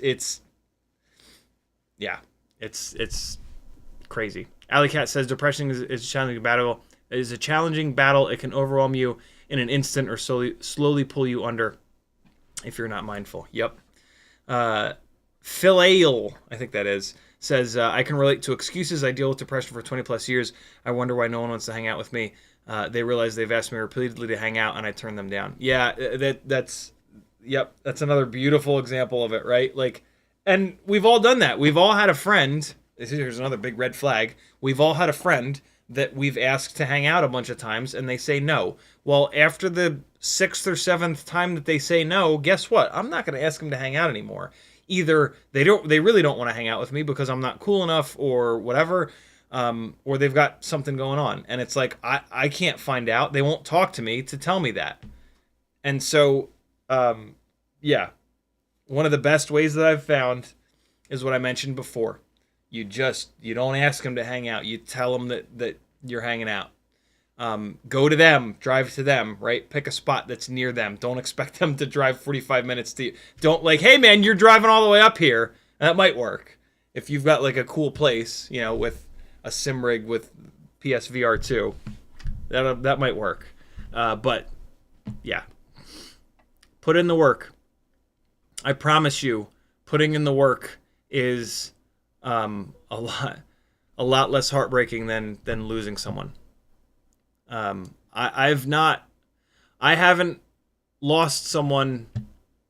I haven't had someone in my life die in a very long time, and I totally forgot how deep that misery is. Another human being going away forever, and so yeah. Check in with your friends. And if you find out that you have a friend that that struggles with any mental illness, put something on your phone that every couple of weeks you reach out to them, and reach out to them intentionally. Cool. B-Mud Skipper says, hello, I know you don't fly DJI 03, but I'm curious if you plan to grab the new 04 Lite and put it on a 75mm whoop. Absolutely. One of the main reasons why I don't fly 03 is that the low light performance was basically like, as an FPV camera system, having incredible low light. I'm very spoiled by incredible low light performance. My analog rigs, my big analog rigs, run these Foxeer toothless nano starlight cameras that totally spoiled me. Like, I can go into the darkest building and still see where I'm going. I can fly like deep beyond golden hour into blue hour into damn near pitch black. The old school Vista system, really, really, really good in low light. The 03 system, not very good in low light. And so I like held the line. I've wanted desperately to go in on the 03 system because the quality is fantastic, the range is fantastic, but I've been just holding the line, and the 04 system has drastically improved that, and so I am like all fucking in on the 04 system. So yeah, when the 04 Lite comes out, it's on, yo. It is on. That I am going to have a 2S 75mm rig that I can use for cinematic stuff. Like, I will be able to use that at live flying gigs, at live broadcast gigs. I'll be able to, in theory, it'll be 4K. Like, the Avata 2 video quality is better, just barely, but it is better than this GoPro Hero 12. Which is absolutely insane, but it is because it's better at it has slightly better low light performance, and the normal performance is totally like acceptable in comparison to this. Nurk has a great video looking at the Avata 2's video performance versus a Hero 12, and in the end he's like, yeah, the Avata 2 is better. And the Avata 2 is just the 04 system. Also, there's a couple actual YouTubers who really know what good cameras and good footage looks like that have tested the new DJI Action 5 against the Hero 13 and the Hero 12. And at the end of it, they go, yep, the Action 5 is better. It's got significantly better low light performance. And with a little bit of color grading, the footage looks just as good in regular light. And so the 04 system, I am extremely excited about. One of the things I'm most excited about is that I can take these CineWhoops and drop 130 grams from them, and that's going to make them fly better for longer, safer. Right? So yeah, the 04 system is, I am wildly excited about it. Unfortunately, a lot the camera is going to be so big that our existing frames are not going to work. We're going to have a whole new crop of frames or extensions on the front of these frames for this giant camera. But who cares? Not having to drag around a big fat Hero 12, that's amazing. Having in your goggles something that flashes in red when you're recording and doesn't flash in red when you're not recording. Come on now. That's amazing. Having the footage that you're recording being recorded on the goggles that are attached to your head, not hurtling towards a 16-story building that's dumping down into the ground. That's right. There are so many advantages of the O4 system. Dog just freaked out upstairs. Dog peed on the wall today. That was frustrating. What are we doing here? Camera testing. Camera testing, and then I'm going to sleep. I do it through the VRX here that's connected to OBS, so that you can see exactly what it looks like through the video transmitter. That's my excuse anyway. It does kind of matter. All right, are we ready? We doing this thing? I'm caught up on chat. I've got a battery that's pretty much ready to go. Curtis Hayes says, I have an Avata 2 and night performance isn't as good as the Vista or HD0 Lux. It's not. It's not. But what I actually... I almost prefer that the Avata 2 low light performance is... okay, so a quick story. When I got flown down to Los Cabos to fly a engagement / wedding / whatever, it was an interesting story. I flew fireworks, and then the couple was sitting on the beach watching the fireworks. The company doing the fireworks took too long. I was all ready to go. I had the exposure nailed on this. And then there was like a 10-minute delay. In that 10-minute delay, the light level dropped enough that the GoPro was no longer properly exposed. In the goggles, I couldn't tell because I was on an old school DJI system and it looked great in the goggles. And when we reviewed the footage, it was the fireworks looked great, but the couple was just gone. Not really my fault. I had this thing opened up as much as I possibly could, and I was ready to fly, and we were waiting for the fireworks guys. So like there wasn't necessarily anything that I could have done, but that's a perfect scenario. Like you can argue it either way. You can argue like that it's safer to have your FPV camera system have staggeringly good low light performance, but then it opens the door to some sort of issues. So I will still carry this with me, and I will still carry GoPro mounts if there's a scenario that, right, this makes more sense, because you can set you'll be able to set the O4 system to, I'm not going to dive deep into that, but yeah, the O4 system is good enough. The O3 system is not good enough, in my opinion, as an FPV camera, in terms of low light performance. The O4 system is just barely good enough. And it's really nice that what you see is what you're going to get. And so, like, I won't tear apart. I don't know what I'll do. I don't know if I'll keep... So I have two completely separate gear setups that I bring with me. Digital over here. CiottiFPV 5-inch, analog over here, CiottiFPV 5-inch. And so one of them will get, when I go all in on 04, one of these will get torn down. I don't know which one it'll be, but I will have a system that I can bring with me that has phenomenal low light performance if the situation arises where that's what I need. And then you strap a GoPro on top, and away you go, right? All you need is this silly little thing, an extra battery, and a TPU mount, right? Super easy to carry in your go bag. But I'll tell you what, that's pretty rare.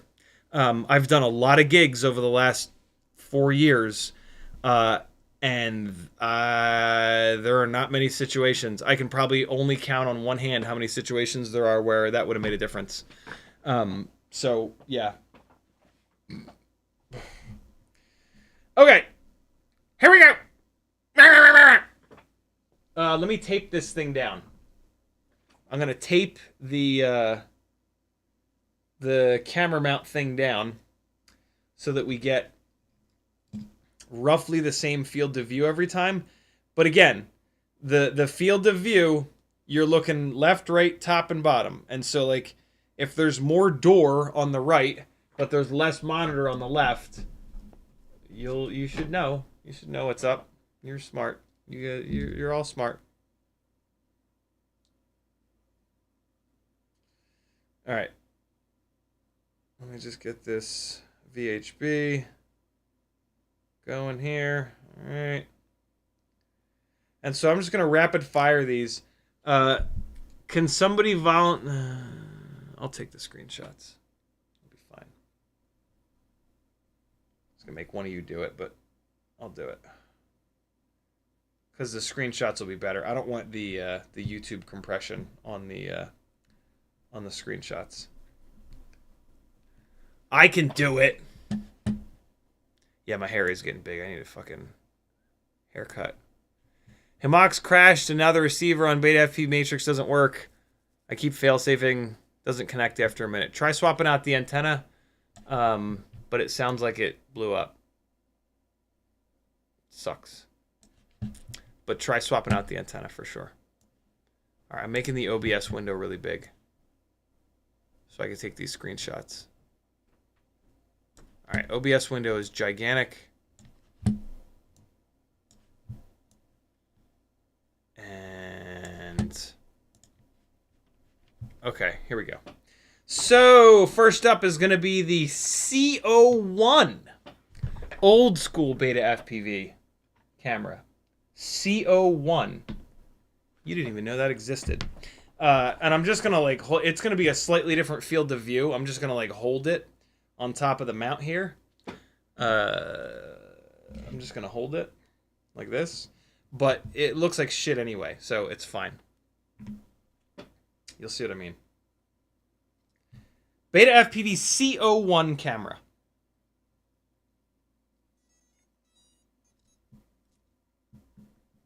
Okay. Oh, this is going to be hard to take a screenshot of, though. No, it's not. It's just balanced there perfectly.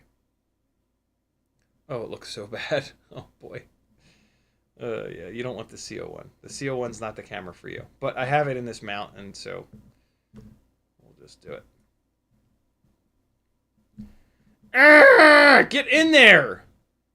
Stay there. Can't you just cooperate? Oh, there we go. There we go. Okay, C01. Screenshotting. And fantastic. Look how bad that looks. All right. Next up is something else. Hold on, I gotta name the file. C01. All right, now we're going to the X12. And this is the Bee Eye first, the Newbie Drone Bee Eye. Here it comes. Get in there. My God, these JST plugs are so fiddly. Oh, they're so fiddly.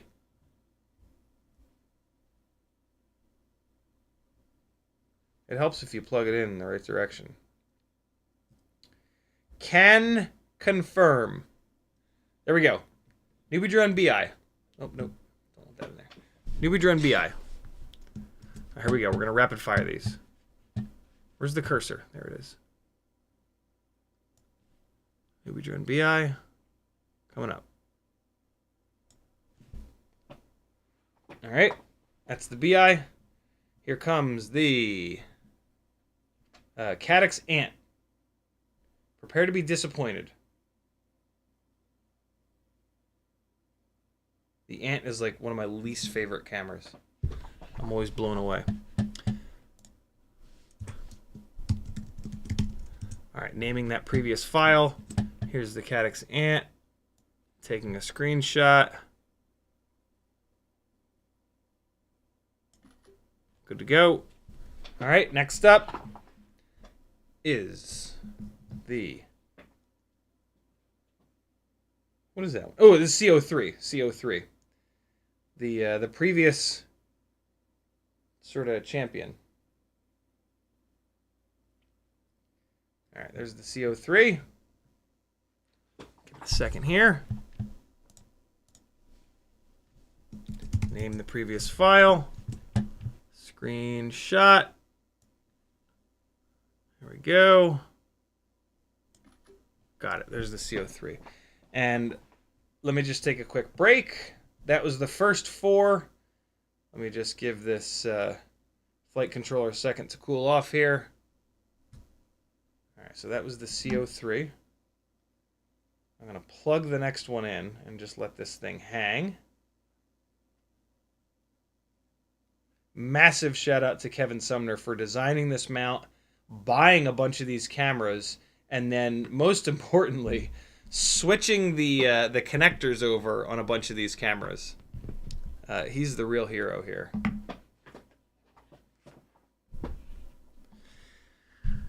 Okay, so that last one was C03. We're going to review all of these screenshots afterwards, so...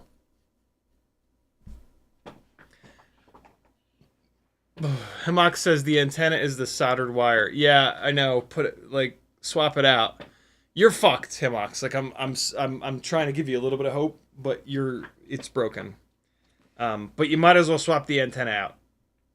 Like it could be that. It's not, but it could be.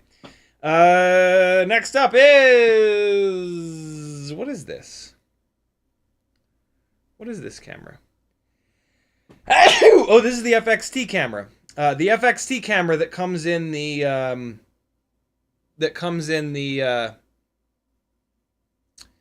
oh fart in the Mobile 6 2024.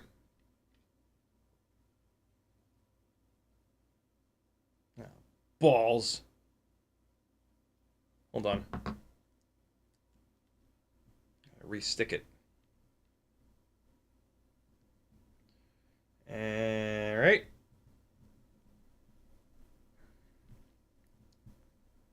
Hell, I might need to redo this testing. I gotta check the lenses on these things. Hold on. I gotta make sure that the lenses are clean. I screwed this up last time. But I did clean these lenses on these things, so should be okay. Let me check. Hold up.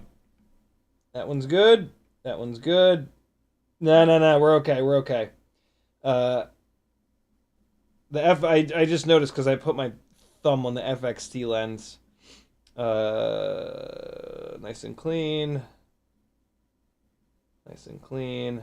Yeah, no, I cleaned them from last time. All right, beautiful. Cool. Woo! Thank God. Oh, I wish I hadn't just moved the moved this overhead light. That was kind of dumb of me. But hold on. I'll get it. This is actually important. Let me.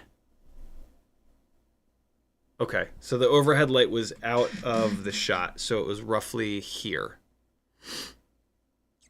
All right. What's that? The C03. I'm going to replug the C03 in, and I'm going to make sure that the overhead light is in the correct position, because that does matter, because we're going to be looking at like the lighting and the yeah, where like the little arm is. So let me just real quick reset our little test setup. All right, so that's coming up. So I'm just comparing on my screen. Oh yeah, I'm good.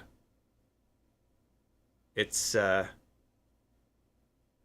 pretty much always put this lamp in like the same spot. That's hysterical. Yeah, it's in the same spot. We're good. Okay. So, we already did the C03. Now we're going to go to the FXT. Now that it's rotated in the correct direction. That is. Okay, get in there. All right, FXT. One of my favorites. Shift open Apple 4. Screenshot. All right, got it. That's the FXT. FXT. Okay, great. And up next is the Runcam Nano3. My personal kind of favorite. Mainly because it's ultra lightweight, but also I find that it's got better detail which is kind of because it's zoomed in a little bit, but still.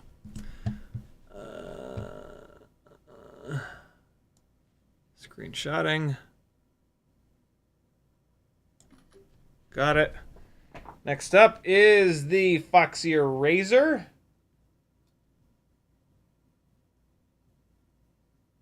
AIO is getting hot. Hurry, hurry, hurry. There we go. You can do this, AIO. Don't blow up. Don't blow up. Don't blow up. Don't blow up.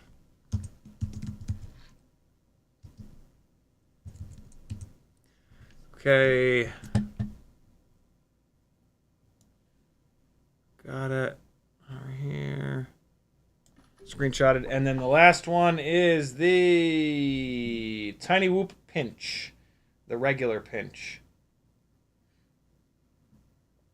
Which I believe is an FXT board with a specific slightly wider angle lens. Oh my god, it's upside down. How is it upside down? Was it not on there from the last test? Oh, balls. Ugh. So what do I need? The things to exit out the top? Okay.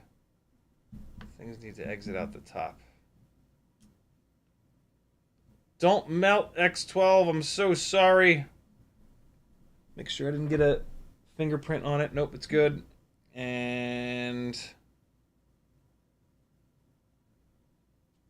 there we go. And screenshotting. Okay. Beautiful. There it is. All right.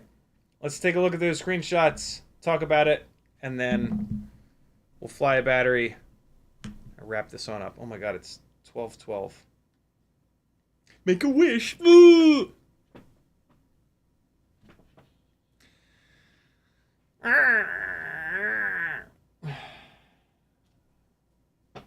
What a weird person. You guys have chosen a strange person to hang out with night after night.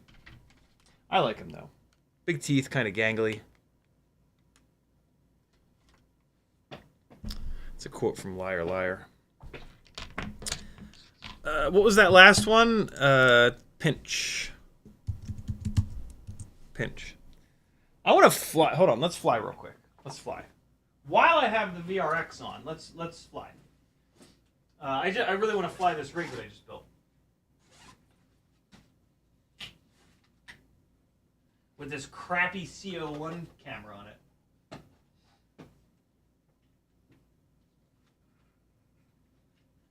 Getting out my old Fat Shark HD3s.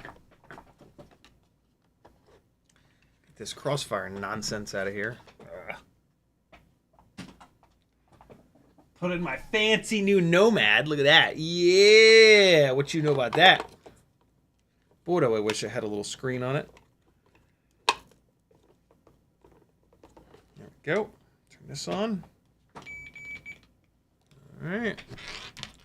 Let's get this antenna in here.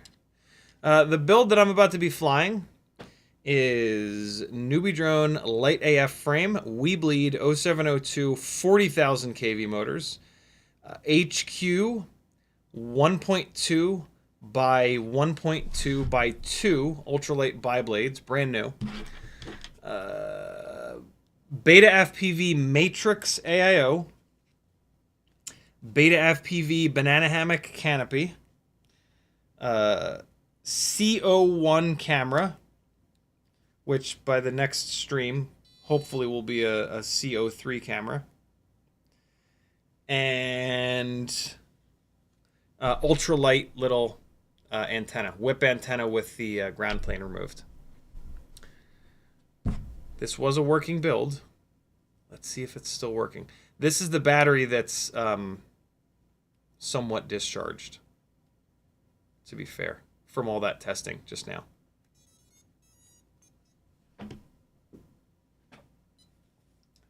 Hey, we've got video. It's gonna fly, I can feel it. Nope. Yep, we good. Oh wow, this battery got eaten. Alright. C01 camera's not that bad. Fully charged battery this time. What do you say? Man, that I didn't think I had that battery plugged in that long. Shit. I got annihilated during that testing. Hold on. These battery cables are being unruly. Alright. Charged battery this time. What do you think of that? I don't have any of the gates in the right spots, but whatever. We'll just fly. What's all this flashing? Oh boy, we got some... we got an angry pidloop situation. Let's take a look at... Oh, man. Okay.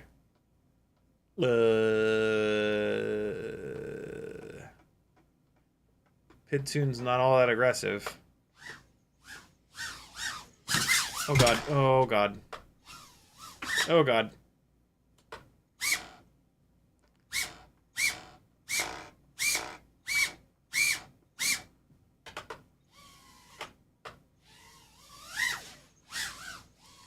Alright, hold on. Let's just let this thing cool down for a second. And I'm going to try to figure out what's going on with the tune.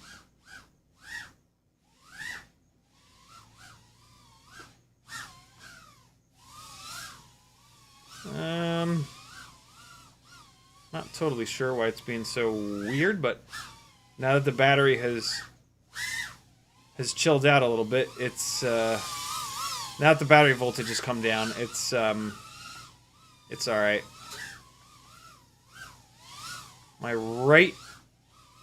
The right screen and my right eye is all fogged up.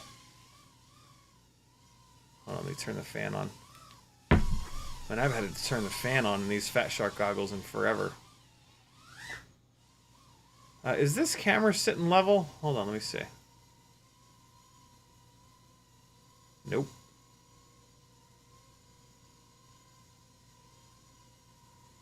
See how not level that beam is? And yet, I'm hovering perfectly in place. I knew this. I can... Man, I'm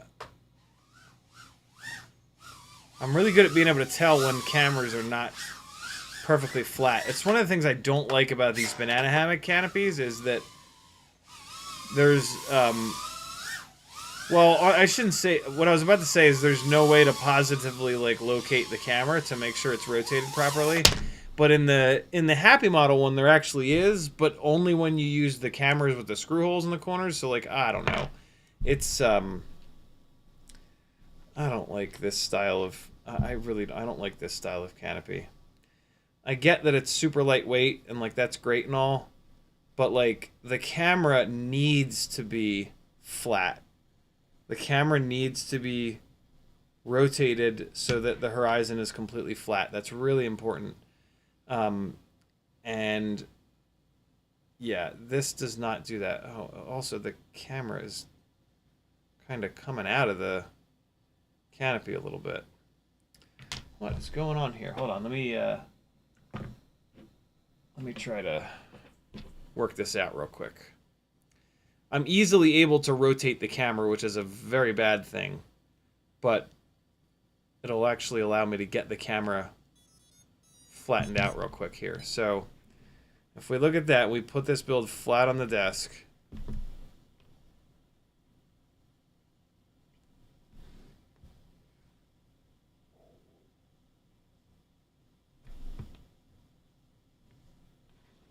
Use the bottom of the monitor as a gauge. That looks pretty good. That should be a lot better. And now I'm going to crank this screw a little bit more in the front of this canopy to hold this camera in a lot better. Problem is when you tighten this screw up in the front, it twists the camera. That still looks pretty good. Hopefully it's okay.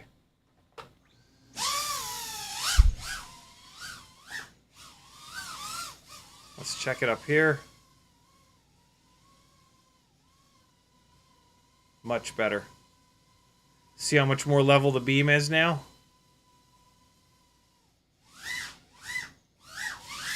Oh god! So these 40,000 kV motors, any really powerful TinyWhoop motors for that matter. Oh my god. I just wanted to give you an example of how powerful they were. Any really powerful TinyWhoop motors will not require a super aggressive tune. And this is a perfect example of that, right? No prop wash. No prop wash, even though the tune is damn near stock, right? The P&I gain slider is lower than stock. Oh boy. One of the things that I always need to adjust to with these banana hammock canopies is extra up tilt. I'm very used to the old school Mobula 6 canopies, which will let you run really low up tilt. The easy way to tell is to look at the bottom of the frame, and if there are no ducts in view, that's a lot of up tilt. I usually fly with a bunch of... Come out of there, please. A bunch of duct in view.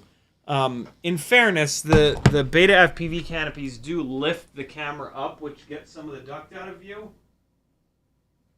But still, this is much more up tilt than I would like. But I have this canopy on its lowest up tilt setting, so it just kind of is what it is. If I fly a bunch of batteries in a row, I will get used to it. But oh my god. Hey, easy, easy. So that the extra up tilt is making me fly really fast. That's what like more up tilt tends to do, especially when you're used to low up tilt. And my timing is a mess right now because I'm just flying so fast around here. Those are my excuses as to why I'm flying like a buffoon. The runtime is really low, which it probably has partly to do with the tune being a little bit aggressive. I'll take a minute to after the stream to kind of look at this thing and see what the hell's going on. It could be a bent prop, could be a bent motor shaft. Could be something weird going on, but it should be getting at least 230. Ideally, I can usually get these clean builds up to like 3 minutes of runtime, but it depends. With this extra up tilt and me charging across the room, that really eats the battery up. So yeah, that's not helping the situation any. Last battery for the night. We'll fly more on Friday. I'll be recovered on Friday. Here we go.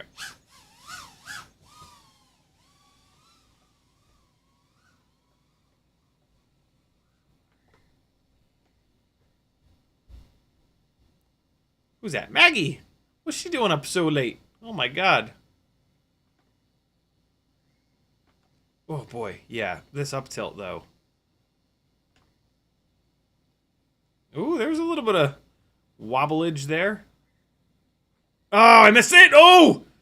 That was a hard hit. Oh boy, that was a hard hit. This camera sucks, does it not? Oh god! That got... Something weird happened there. That got really weird. Oh, there's something going on. Battery might have popped out the bottom. Something ain't right though. Did the camera rotate? Nah, camera's okay. Something ain't right though. Hold on, let's see. Let's see. Oh, it looks okay. Did I break the frame? No, frame's fine. Weird. It was acting really... Oh, I did break the frame. I'll be damned. Yep, that'll do it. Alright, well, I'll fly the rest of the battery. Just to have it get down. Damn, this frame did not last long. There you go. I mean, this is not a brand new Lite AF frame. It's one that I'd crashed the living shit out of. And that was an unbelievably hard crash a minute ago. But, yeah, if you run a super lightweight frame,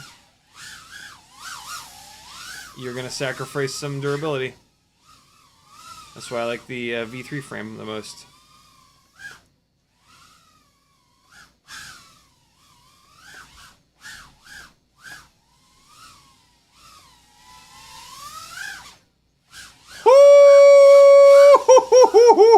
Oh my god, bro. Oh man, the broken frame is making this thing angry. One more try at the giant power loop. Ah, I got it. Who you know that can do that power loop? Damn, I can't believe I just built this. And the frame broke that quick. Jeez. I mean, again, this is not a brand new frame, and this was a frame that I'd been using on another build with these 40,000 kV motors. And yeah, these motors they make a lot of power. I've never seen one of these frames. You know what's interesting about these Lite AF frames is that they keep breaking in different spots. And I actually really like that. If a frame breaks in the same spot, so like the Air 65 frame, it always breaks right here. Even the Air 75 frame, look, ready? Check this out. The Air 75 frame has the same problem. It always breaks in the exact same spot. Right back here, where I've patched it on both sides now. So this frame and the Air 65 and the Air 75 frames, they always break here. What that means is there is a problem with this frame design. And that's a weak point, like a very specific weak point. And, you know, if before they made this frame, they'd been able to figure that out, they could have solved that, right? And so, like, this is a very specific weak point. If they had strengthened it here, then it would be significantly more durable, right? Because it's breaking in the exact same spot every time. The Lite AF frames, I've broken 3 of them now, I think, and they keep breaking in different spots. One of them broke down, one of them broke right here. It was on one of the front ducts. It was on one of the front ducts. It broke right here where my fingernail is. I had another one that broke inside here, and now this one is breaking here. I really like that. That means that there's not a specific weak point, and it's and like that means that the whole frame is strong. You know what I mean? Does that make sense? So that's kind of cool. I'm annoyed that I just put this thing together in a new frame and it broke. But that's the game sometimes. So yeah, there we go. We flew. let's take a look at the camera testing. And why is there an extra screenshot? No. What is this? Why is there an extra screenshot? No. C01 and then BI Ant C03 FXT Nano3. Okay, I see what happened. This one is not the Pinch. This one is the Razor. Got it. Razor, and then Pinch. Let me just... Yeah. That looks like the Razor. That absolutely looks like the Pinch. Okay, cool. Now we're good. Okay, so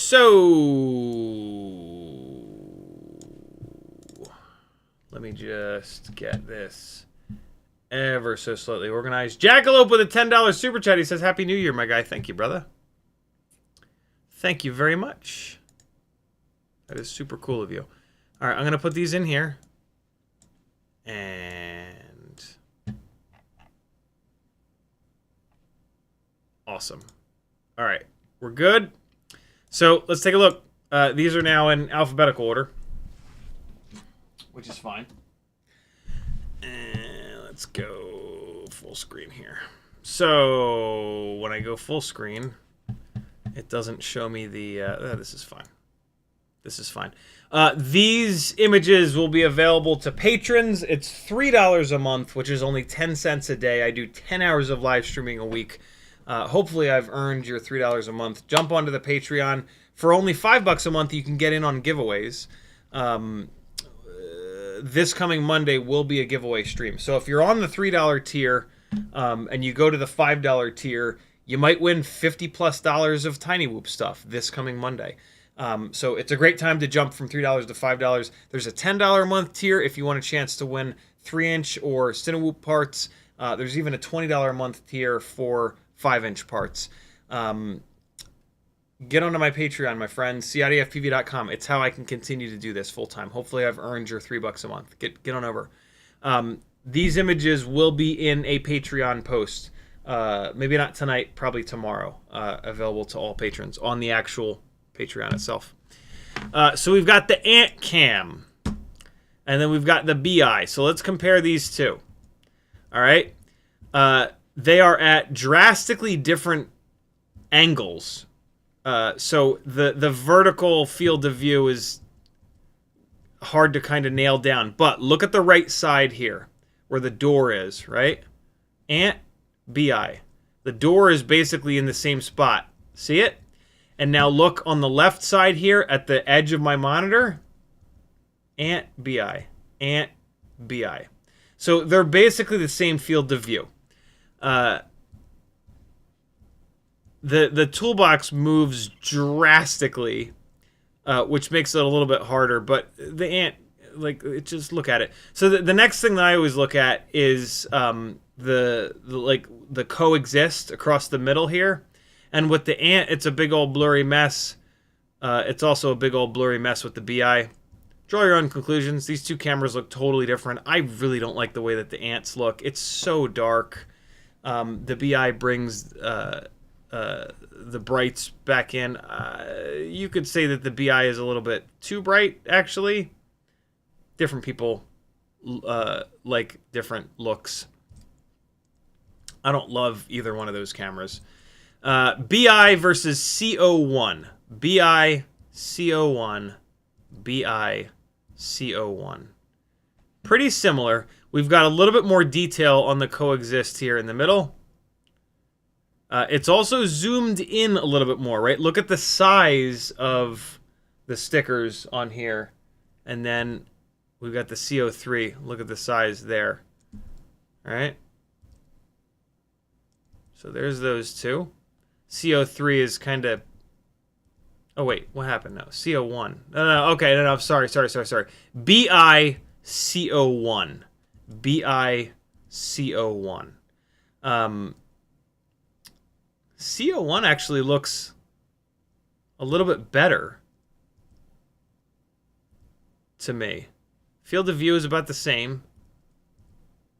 But now look at this. Look at the C03, man. Look at the C01 versus the C03. Now we've got some like actual detail in here. The C03 is very obviously the best of these cams that we've looked at so far, right? Good color, not like super, super bright, not super dark, right? The exposure is really looking good. And we've got some strong detail in the actual toolbox here. FXT versus C03. FXT is obviously way less saturated, and it's way brighter. C03 just looks a lot better. Still not a lot of detail. C03 looks a lot better. My God, the C03 looks good. Oh! Nano3 FXT. Nano3 FXT. Biggest thing about the Nano3 is the field of view. Look at the left and the right. See how much wider the FXT is? And now we're going to go up to the C03. It's basically the same field of view, a little bit tighter. C01, same field of view. NBD Bee Eye, same field of view. Caddx Ant, roughly the same field of view. Most of these have the same field of view. The Nano3 definitely is zoomed in a little bit. Because of the fact that it's zoomed in, we've got more detail in the stickers, right? The coexist sticker, you can actually start to see like the black on the inside there. This is the Nano3 up to the FXT, up to the C03, right? Look at the right in the middle here. The X in coexist. There's almost no detail. Almost no detail. Actual detail. A little bit. Not a lot, but actual detail. Pinch cam. The field of view is actually the same. If you look at the left side of the frame and the right side of the frame, the field of view is the same as most of the other cameras, but look how much farther away the toolbox looks. Nano3, well, Nano3 is a bad comparison. FXT is the good comparison. All right, so hold on, let me pull this over here because I got to click in between these two. So, well, the C03. We'll compare it to the C03. Right, look at the size of the toolbox, and now watch what happens with the pinch. Look how much smaller the toolbox is. The pinch camera has a very interesting lens on it that kind of like fish bowls a little bit, and it makes things in the middle of the frame look a little bit farther away. I know a lot of racers that love the pinch. I personally don't. I don't like things in the middle of the frame to look farther away like this. That's a personal preference thing, though. But other than that, the pinch looks actually really nice. I think the pinch, yeah. So remember what I said earlier? I think that the pinch is an FXT chip with a different lens on it. This is the pinch. This is the FXT. Pinch, FXT. They look very similar, but just with a different lens on the pinch. Last but not least is the Foxeer Razor. Yuck, yuck, yuckity yuck. It looks as bad as the Ant. So it's the C03, man. The C03 looks great. Unfortunately, there's no holes in the corners of the C03 to mount it in the Mobula 6 canopy. Timmins did make a little adapter piece for the C03, I believe. Let me check it right now. Actually, I haven't dropped one of these in here to really look yet, but okay, well, maybe he didn't make it for the C03. I forget what camera he made this for, but I'm sure that we can get the C03 mounted in the Mobula 6 canopy without a lot of work, but it's going to be heavy. All of these cameras, other than the Runcam Nano3, have these big lenses on them, and they're significantly heavier. One of my favorite things about the Runcam Nano3 is how light it is. And like I said before, I personally like that it's zoomed in a little bit. And so between it being really light and the fact that it's zoomed in, the Nano3 is still my favorite. We tested the 199C on the last camera testing, Shank and Whoop, and it was one of the worst, if not the worst. It's just awful. You can, well, actually here, I have it right here. Here's the 199C, and like, I'll compare it to the C03 for you. Hold on. In the previous, well, no, hold on. So 199C, and then C03. Like, it's just awful. It's like super zoomed out. If you want something that's super wide angle, I guess, but it just looks brutal. So yeah, do not recommend the 199C. Yeah, I mean, for me, it's still the Nano3 or the C03. I can't believe this FXT looks so bad. When I fly the FXT, I really like it. But it does not look great. C03, C01. The C01 is a mess. Good God. It's the BetaFPV C03, man. I guess the Ant's okay. I don't know. My biggest problem with the Ant is its low light performance. Like, if you look over here, it's just mud. And then, like, look at this. Oh, I guess the C03 is just as dark. I don't know. Every time I fly the Ant camera, I just don't like it. You know, the other thing the Ant does is it adjusts to bright and dark really slowly. I don't know, that camera can go to hell. Foxeer Razor looks terrible as always. There's the Pinch. It looks totally fine. The Pinch looks better than the FXT, which is interesting. If you're okay with this fishbowl effect, the Pinch is great. FXT, C03, C01, Bee Eye. The Bee Eye is good too. Bee Eye is a good camera. Teleport FPV says you could make what you need with your printer now. Yeah, man. Hell yeah. I just got to figure out how to use the slicer or whatever. Cold Power says, is it me or do you jank the camera 5 degrees? I noticed it after you bounced off the ceiling. Probably, yeah. All right, people. Cold Power says, don't blow up. Did somebody say gangly fan? Gangly fan steps in, cape flapping its own breeze. All right, cool. We're good. I'm going to go get some goddamn sleep. I love you guys. Bye! I'm not ready. Here's some more. Here's after the building came down. Me flying around the rubble. Oh, wait, no. This is me recording the outro for the pilot. Be good, friends. Love you. Bye. See you Friday at 7 o'clock. Hold on.